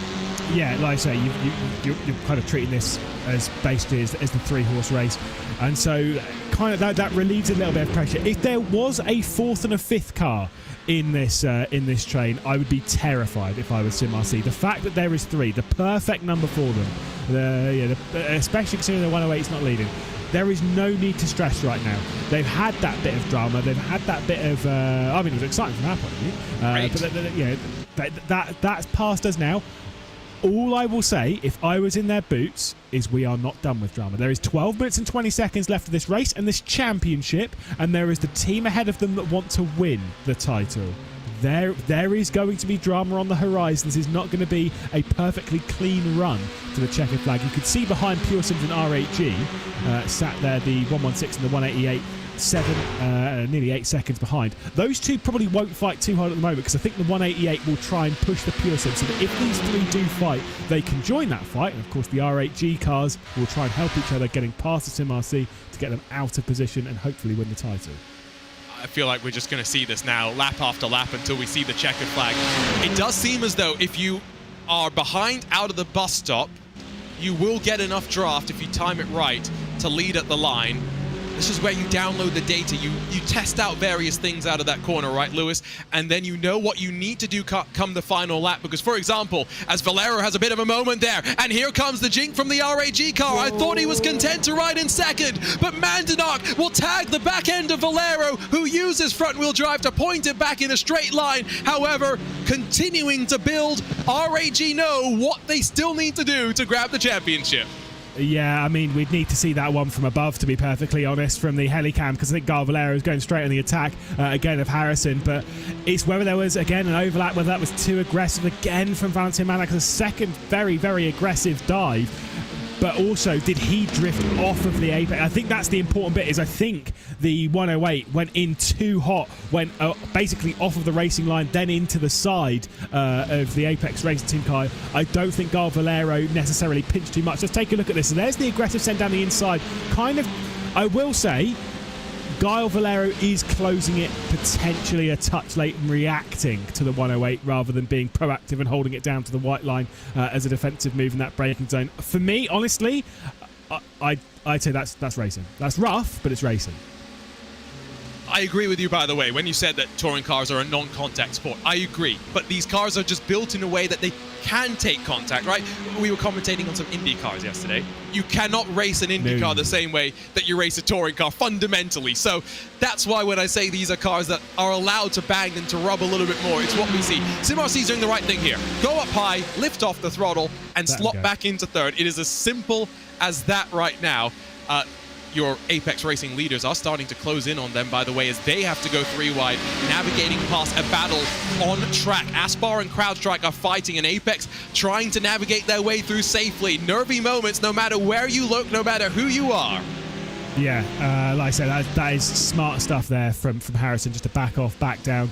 I think points-wise, again, they're still perfectly safe. Meanwhile, Aspar going onto the grass behind them, trying to lap all this traffic. It's getting a little bit sketchy. Harrison's way out wide and is saying, I don't want any of this, thanks. Off you go, lads. Aspar comes through. Same with the 2 Apex Racing Team cars that are leading 1 and 2 in the GTD category. All just going out into the grass ever so slightly to try and use up as much as the track as possible. Meanwhile, Gar Valero's just sent off Mandanak. He really did squeeze and escort Mandanak off into the grass, but good car control. Now, there is a danger here for SimRC, right? Because the best thing to do would be to just let the top 2 go. Let them continue to fight and break the toe. But you can see that Pure Sims in that 116 are now only 5 seconds away from this leading gaggle. Yes, their tires are a little bit more worn and have gone through a little bit more hardship. But the more they fight, the more these 3 cost each other time hand over fist. It is bringing into the equation the likelihood that SimRC are not just thinking about finishing on the podium, but finishing inside of the top 5 spots. 8 minutes and 28 seconds to go. Let's head back down to Ewan O'Leary and just check in what is going on behind the scenes in this crazy 3-way tussle. Yeah, it's so tense listening into SimRC at the moment. It's quite unbelievable, really. Clearly very worried about Pure Sims and the other R8G car catching up. Kieran Harrison reporting at the International Horseshoe on this lap that they are actually catching by quite a lot, and the gap does now dip below 6 seconds. They're doing the maths between themselves. What can they get away with? How many points can they afford to lose? Well, not many is the story, and that's why they're so nervous about all the battling that's going on right now. But they have put in a protest, by the way, for one of those dives by R8G. Sorry to cut you off there, but Lewis and myself have realized just how close this is. If R8G win and SimRC finish in third, SimRC grabs the championship, Lewis, by 1 single point. Yes, indeed. We knew it was going to be close. We knew it was going to come down to a couple of positions if that was the case, but we didn't realize it was going to be a single point. Apparently, we're idiots in the commentary booth coming from Ewan O'Leary. He's just throwing us under the bus. Yes, of course we know it's close, Ewan. Of course we know it's close. We've been saying that we know that the SimRC car has to finish third, has to be on the podium, but I didn't realize it was going to come down to the single point. It's going to be very tight, and you're absolutely right. If McFarlane, if Steinbratton can close in, that is where the pressure comes, and that is why the pressure comes, because it is just a single point. One more position lost and they are done. That is all 6 weeks work thrown straight into the bin, kind of, even though they still finished second, which is great, but yeah, it's in the bin. I don't know about you, Lewis, but as soon as I saw that -1 pop up, my heart rate jumped by about 20 beats per minute. Yeah, that was. I mean, as soon as you see a championship with 1,000 points, and then you see -1 as Monaco. Is that Monaco Esports having a bit 44, of an issue? Elias Riker, yeah, who's had an issue, and hopefully it's just by himself. Now, remember, he was fighting with his teammate in the 88, so it was basically the battle of the Monacos in their Ferraris. Check back in, though. 6 minutes to go. A potential 1-point championship win. SimRC. Now I know why they are so nervous. Oh, no. Into the corner, self-spin. Is there a contact with his teammate? I think there was a little bit. Yeah, that was. No, I think it might have actually been in the rear end, letting go. That was a bit rough. I think it's just like like I say, grip going a bit low. We saw obviously issues earlier on from Carbon Simsport and whatnot. At this point in the race, we've got a few cars struggling for grip out there as we head into the final few laps of this season. We've got a battle for the race lead in the touring cars, and of course it is for the title as well. R8G trying to take it down to just a single point. That they'll be arrears of that SimRC car that sat in third. They're trying to take over the race lead, trying to finish off the season in perfect form. Meanwhile, BS Competition slotting through the middle. Yeah, that's the 89, Bruno Spengler behind the wheel there. He is no stranger to taking risks in traffic, that is for sure. Side by side, R8G and SimRC will now fight with a 7/10 buffer up to Gao Valera, of course. That will come back down. Let's quickly talk about GTD points as well, because Phil Denez and Patrick Holtzman don't really look like they have been fighting too hard. That may be a fight that escalates on the final lap, but regardless of how it switches out, the 97 does look on course, Lewis, with 5 minutes to go, to grab second in the points in front of BS Turner and make it an Apex Racing team 1 and 2. I do like the fact that it is not only the 1, 2, 3 in the championship, it's the same 1, 2, 3 in the race, but I also do really like that it's 98, 97, 96. There's something that feels right about that. It's spot on with the money, but I don't know if it's going to be 98 ahead of 97 when it comes towards the line. If I were again in the Apex Racing team, it'd be now. I'd be like, okay, lads, you can start fighting. There's 5 minutes left to go. We've got 3 or 4 laps. I may have got a message saying that. They won't. Yeah, they may not. Well, I'm not a fan of Apex Racing team anymore. I pleaded my case. I pleaded my case to say that out of the bus stop on the final lap. That's all we ask for. That's all we ask for. A mile of a drag race will be entertained. That's for sure. Let's be honest, the Apex Racing team, we've not received Apex Racing team shirts. They're not going to fight at the end of this race. And also, there's still no track maps on Jamie Fluke's wall. Now, I will accept even printing out track maps and sticking them just on A4 and just sticking them behind them. Or even just a bit of pen, just a Sharpie, and just like draw the track and stick it on there. I'd accept that. It doesn't have to be these fancy 3D ones with all the undulation and camber and everything. I don't need to see any of that. I just want to see some pretty track maps on the wall. So we'll get on it, really. Yeah, no, I agree. Again, if you get the track maps, immediately we'll have to find something else to talk about when it comes to Jamie Fluke and the Apex Racing team. I hope you're aware of that. No, I'll still just be like, what's the next track map? Every I round. see. Every single round. I'm just saying, by the way, next time Kevin Ellis Jr. feels the need to call me at 2 a.m. in the morning, maybe he should just wander down to the room where the rigs are and draw some track maps on the wall. Good idea. I loved it. Cool. So 3 minutes to go. A fight in one class where we know it's going to be fireworks, and we know it's for the championship. A fight in another class where it's a team at the front that continues their remarkable form of the championship and looks set to make it 4 wins in 4 races. I mean, the consistency of that 98 and the 97. A bit of bad luck here and there. Even the 98 has not been impervious. You think back to the contact with the wall they haven't had at Indianapolis, but regardless of what car that Apex have been in 2022, it started at Daytona, like you said, dethroning Coanda as the kings at the World Center of Racing. This will put the cap on what has been a blockbuster 2022 for the team, and I know Kevin Ellis Jr. doesn't have any more races for the rest of the year, so hopefully some well-earned time off as well. Yeah, at least until the whole circus starts again at the very beginning of January. We'll have to wait and see on that one how much we see them in action in 2023. I'm going to say a lot. They also want to end the season in perfect way with a 1-2 in GTD and also a win in the touring cars. Not going to get the championship, but that win might just slip through their fingers because once again, here comes R8G to take over the race lead at the line. Now that could be a nice little dress rehearsal for 2 laps time on the penultimate lap of this race, and if they do it out of the bus stop like they did then, it would be R8G taking the victory. Yeah, and I think again it's now just about at least getting the win and seeing what they can do. SimRC are hanging back and being as smart as they can be, doing all that they need to do. Another send to the inside at the International Horseshoe by Mandenok, and more contact between those 2 cars. Valera's going to try and stick his nose alongside, but as they fly in towards the kink, Mandenok marginally in front, but continuing to fight side by side. Will Mandenok be off in the grass once again? No, this time he's given enough room and enough overlap to try once again into the second hairpin in the infield. Yeah, super bit of racing here between these 2, trying to get a Honda victory, of course, against 2 Elantras. You can see there in the background a couple of Hondas closing in on this fight. A little bit of contact as Harrison gets himself back involved, gets himself past the R8G Esports man of Mandanak, and as they head out onto NASCAR 1 and 2 for the penultimate time, there's only going to be a couple more opportunities for them to make these moves. And realistically, again, I think this is SimRC trying to drag R8G out of that fight for the race win to remove any hope of it. Yeah, we'll see what happens here as they work in towards the bus stop. Harrison going to let off. BMW Team Redline, by the way, get in front of BS Turner. We are on to the final lap of the race. The Apex Racing Team duo at the front of GTD already about to finish up the infield, power out of turn 6, and run around 2.5 miles of banking here at the Daytona International Speedway.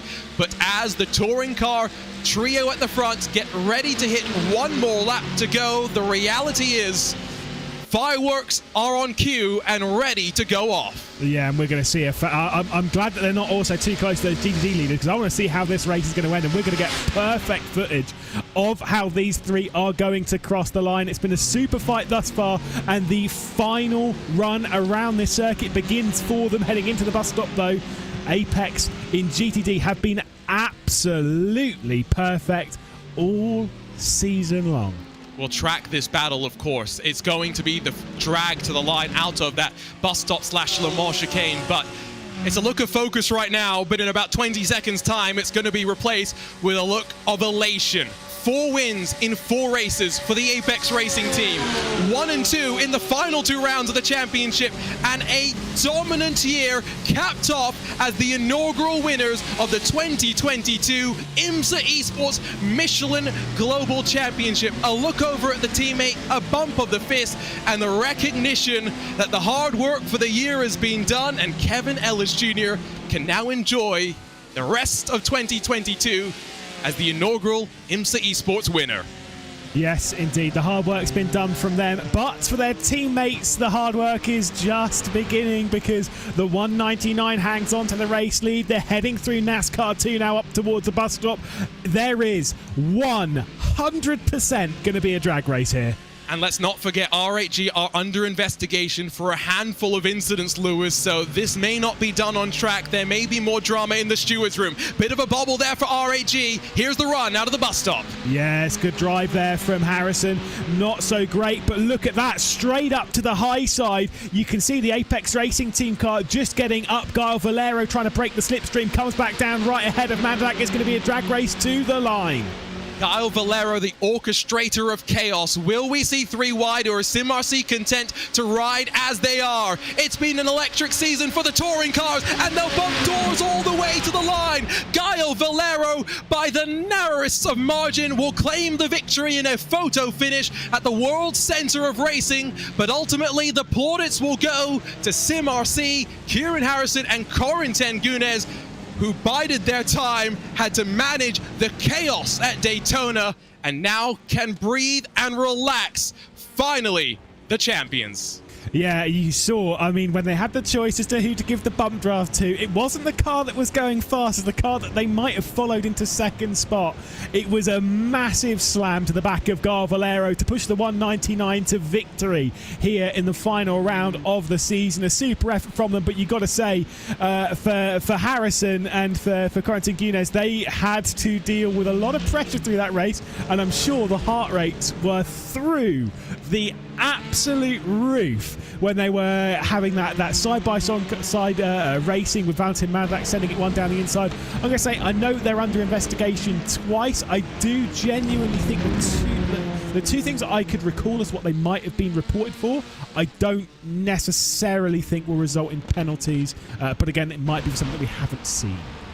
Yes, let's see exactly how it plays out. Race control will hopefully have not too much to review at the end of this race. We'll wait for confirmation from them, hopefully, that things are, well, officially official.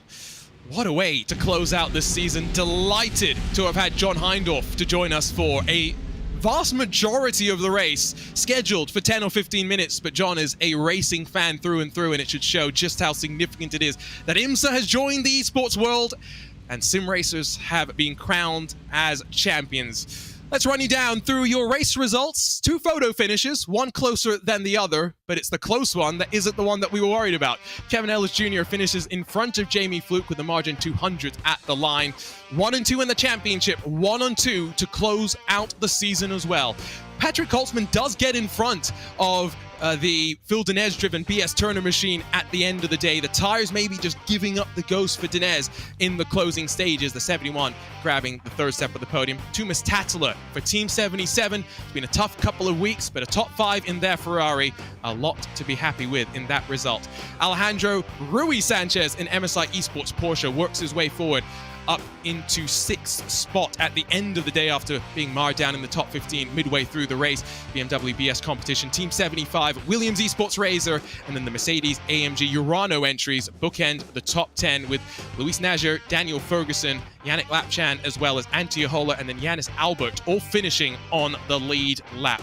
There were plenty of retirements, but many that finished 1 lap down, including Christophe Herbigno in the hardpoint by Delta Sport number 99, Maniti Racing 17th in their Lamborghini. Aspar, Urano Esports Data Group, and CrowdStrike will round out our top 20. Just 4 more finishers in the form of Door Esports, Carbon Sim Sports, and the 2 Monaco Esports Ferraris. While Gianni Vecchio quite frustrated with the incident on pit lane, and maybe rightfully so as well. 25th at the end of the season for them in this race, with Triton, Biela, Altus, and Arnage rounding out the 29 that took to the green flag. A quick look over at the touring cars, and 3 cars split by 1/10 of a second at the line. Maybe not the 3-wide photo finish that Guile Valero promised us, but the conductor of chaos was able to come across the line in front of Valentin Mandak after a shove from Kieran Harrison. SimRC walk away the champions. Pure Sims in 4th with RHG and Semper Racing. The rest of those that finish on the lead lap with CrowdStrike, Core Sim Racing, and Arnage 7th through 9th. In front of Carl Whitmer in the official Honda Racing HPD entry. And then Gergo Baldi 3 laps down for him. Not going to be too impressed, I think, with the end result, but late notice replacement driver. At least there are points there. Full Send and Impulse are 3 retirements on the field here today. We'll give a couple of moments for the drivers to come and join us. I already see that we have Kevin Ellis Jr. and Alejandro Sanchez standing by, so I tell you what, let's not hang around too long, Lewis. You're standing by with our championship winners. Yeah, what a season it was for the pair of you. Absolutely incredible. I'll go to Kevin Ellis Jr. first. Crossing the line there. Obviously a bit of side-by-side with your teammate. I mean, the entire day, you were just out front. I mean, is that the perfect sign-off to a championship? I mean, I think so, yeah. We didn't expect it to go the way it did. We were sort of preparing for quite a hectic first stint, as you know, Daytona normally does produce that. But yeah, we got quite lucky. I think it was Reiner had a bit of a mistake in the bus stop, and it left the guys behind about a second, which is right on the edge of draft. And we just got hooked up. You know, we've been practicing bum drafting all week. We knew it was going to be quick, and yeah, I think that's definitely what saved our race today. Now, through some of the strategy that we were seeing being run later on in the race, you ended up having to make a couple of overtakes, of course, to come through on the BS Turner and the BMW Team Redline car. Was there any stress when you realised they were 5 seconds clear and they'd done something slightly different on strategy, or was that kind of expected and you were pretty calm in the car? No, I mean, we were pretty calm. You know, with how the sim's working at the minute, there's a tyre bug whenever you try and take over someone's old tyres, so we just didn't even bother trying it. It wasn't even worth risking the championship to get in the car and be randomly 1 second a lap slower, which it seemed happened to those guys. So yeah, we weren't interested in experiencing any bugs, so we just took tyres and took it calm and brought it home. Now over to your teammate Alejandro Sanchez. I don't know if you're doing any more races in the next month or so, but what a way to either way round out your year with Apex. It's been a fantastic year, Alejandro. Talk us through like some of your highlights. I'm surely this has got to be very high up there. Yeah, really happy. One of the best decisions I've made was to join the team at the beginning of the year, and definitely one of the highs, along with winning a round of PESC. And many other races like BMW and stuff. But yeah, really happy. I think we deserve it. We put a lot of effort into this and a lot of hours, a lot of sacrifices to get where we are now. And yeah, of course, big thank you to the team, to my teammates. Literally couldn't have done it without Johan this race bumping me. We understood each other pretty well. I was backing it off corners where I needed to be pushed, just so we got hooked a bit sooner. And yeah, we took full advantage of the bump drafting, and I think we made the most out of it, definitely. And it's not my last race of the year. I still have some left, sadly. But yeah, it's what I enjoy doing, so it is what it is.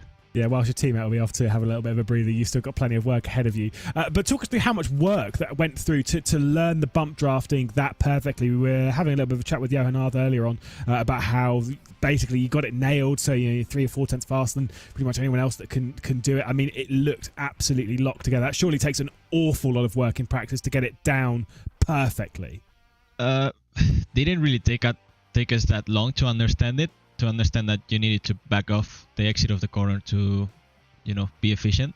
Like, we just threw up a hoster and tested it and figured out what worked and what not. It's a bit counterintuitive because you have to be slow to be fast, but I think we figured it out pretty quickly and pretty well, I'd say. Well, massive congratulations to our GTD champions here in the IMSA Esports Michelin Global Championship. Super stuff between the pair of them. Love it. And now we switch on over straight to our touring car champions. I can't imagine how the nerves are going if you're Corentin Younes or Kieran Harrison. But Kieran, let's start with you. What was going through your mind in those final 20 minutes as the contact began to pick up and the argy-bargy started to dominate the course of the race?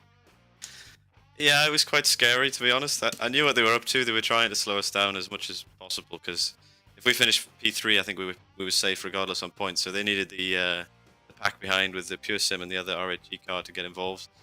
So I was quite happy in the end for Apex to lead because that meant that RAG had to chase and they couldn't use any of their tactics while that was happening. But yeah, overwhelming emotion at the line is just relief because it was a pretty dodgy final stint.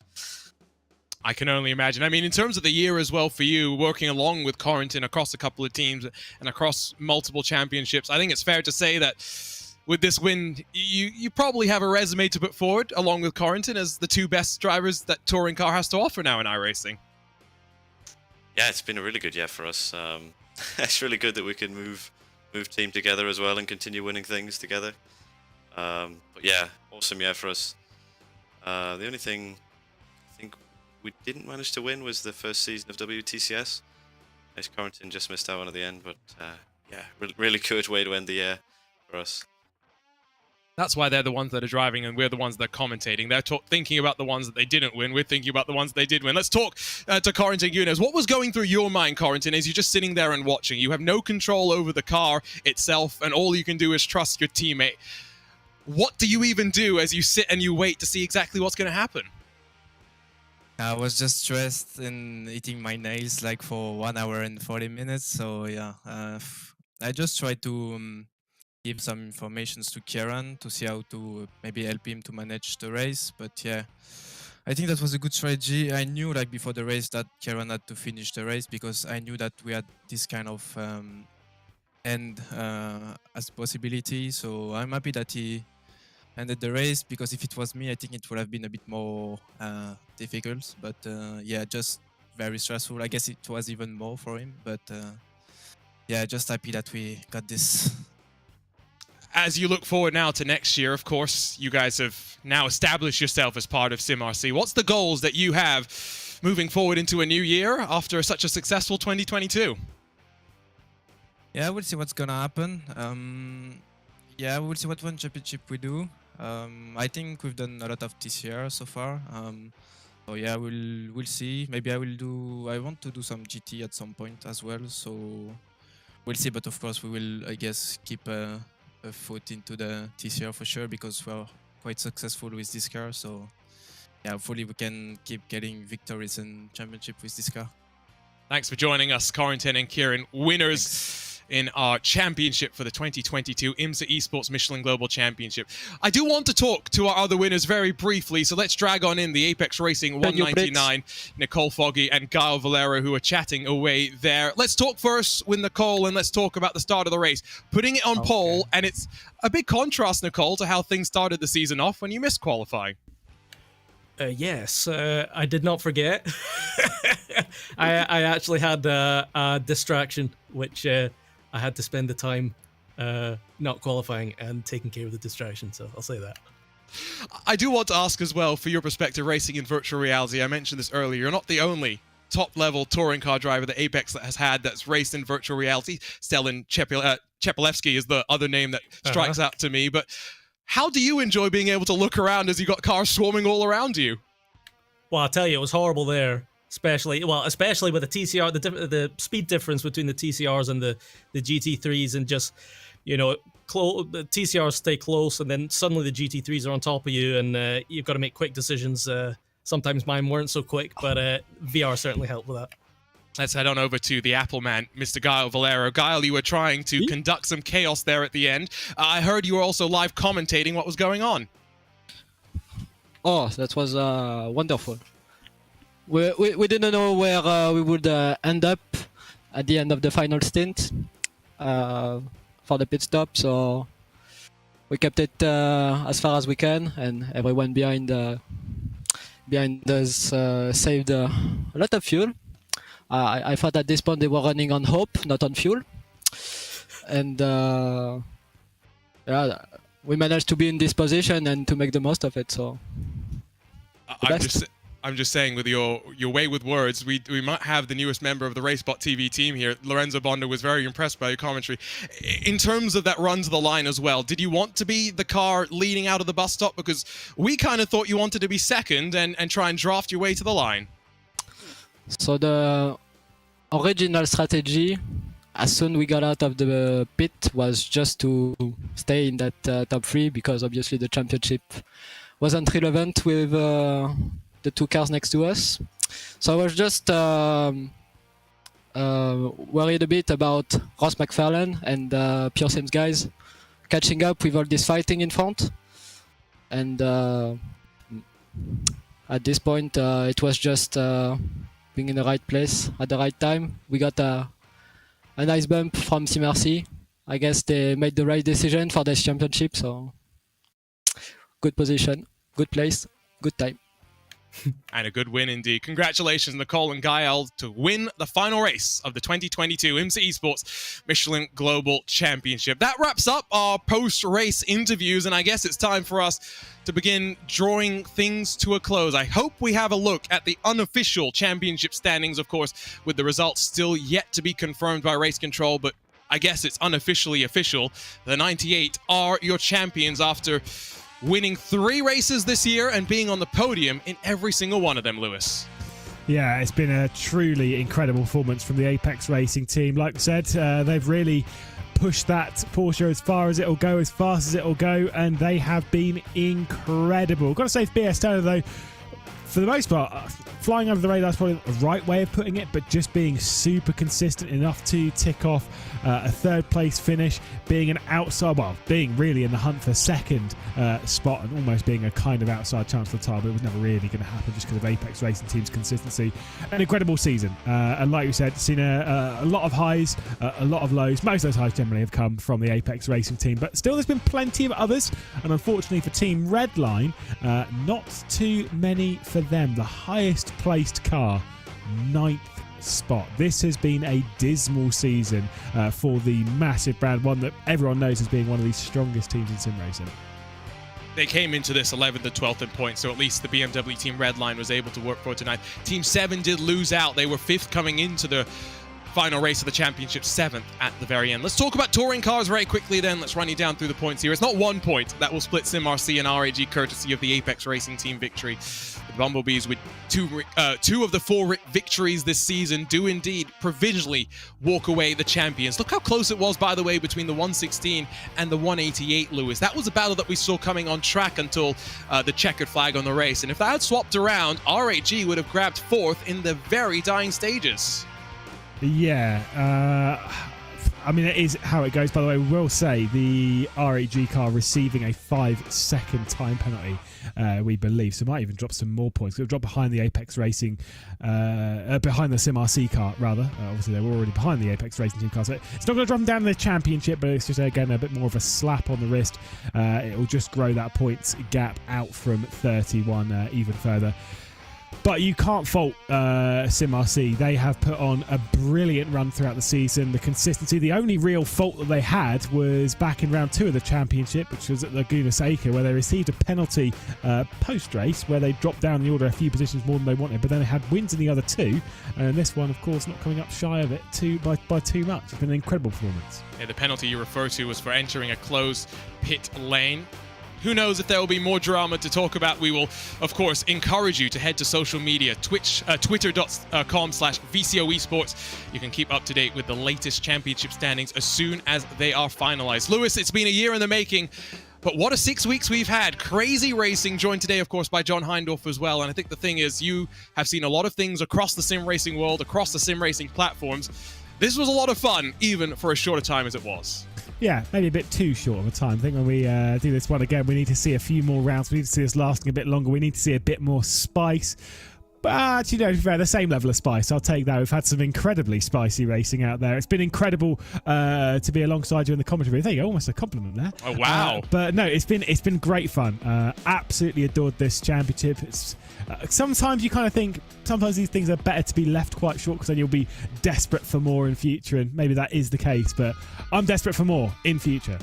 And I'm hoping that maybe next time we have the LMDHs in the GTP Evolution to come and add to the GTDs. What a 4 rounds it's been, but all good things must come to an end. It's time to bid farewell. On behalf of everyone behind the scenes, our incredibly hardworking team at VCO, working alongside with those at IMSA, at iRacing, at P1 Gaming to put everything on. For our team at RaceSpot, behind the scenes, Tyler Maxon, Hugo Luis, Ewan O'Leary, Lorenzo Bonder, DJ Clark, Lewis McLean, and myself, Arjuna Kangipati. We've enjoyed your company across of RaceSpot TV and the iRacing Esports Network, and what a 4 rounds it was. Don't forget, 69 days from today, it's time to go back to the World Center of Racing. It's time to get the GTP era underway. The 24 hours of Daytona. All that action live on IMSA Radio. We'll see you next time, though, here in the world of sim racing. It's Apex Racing Team and SimRC, your 2022 IMSA Esports Michelin Global Champions.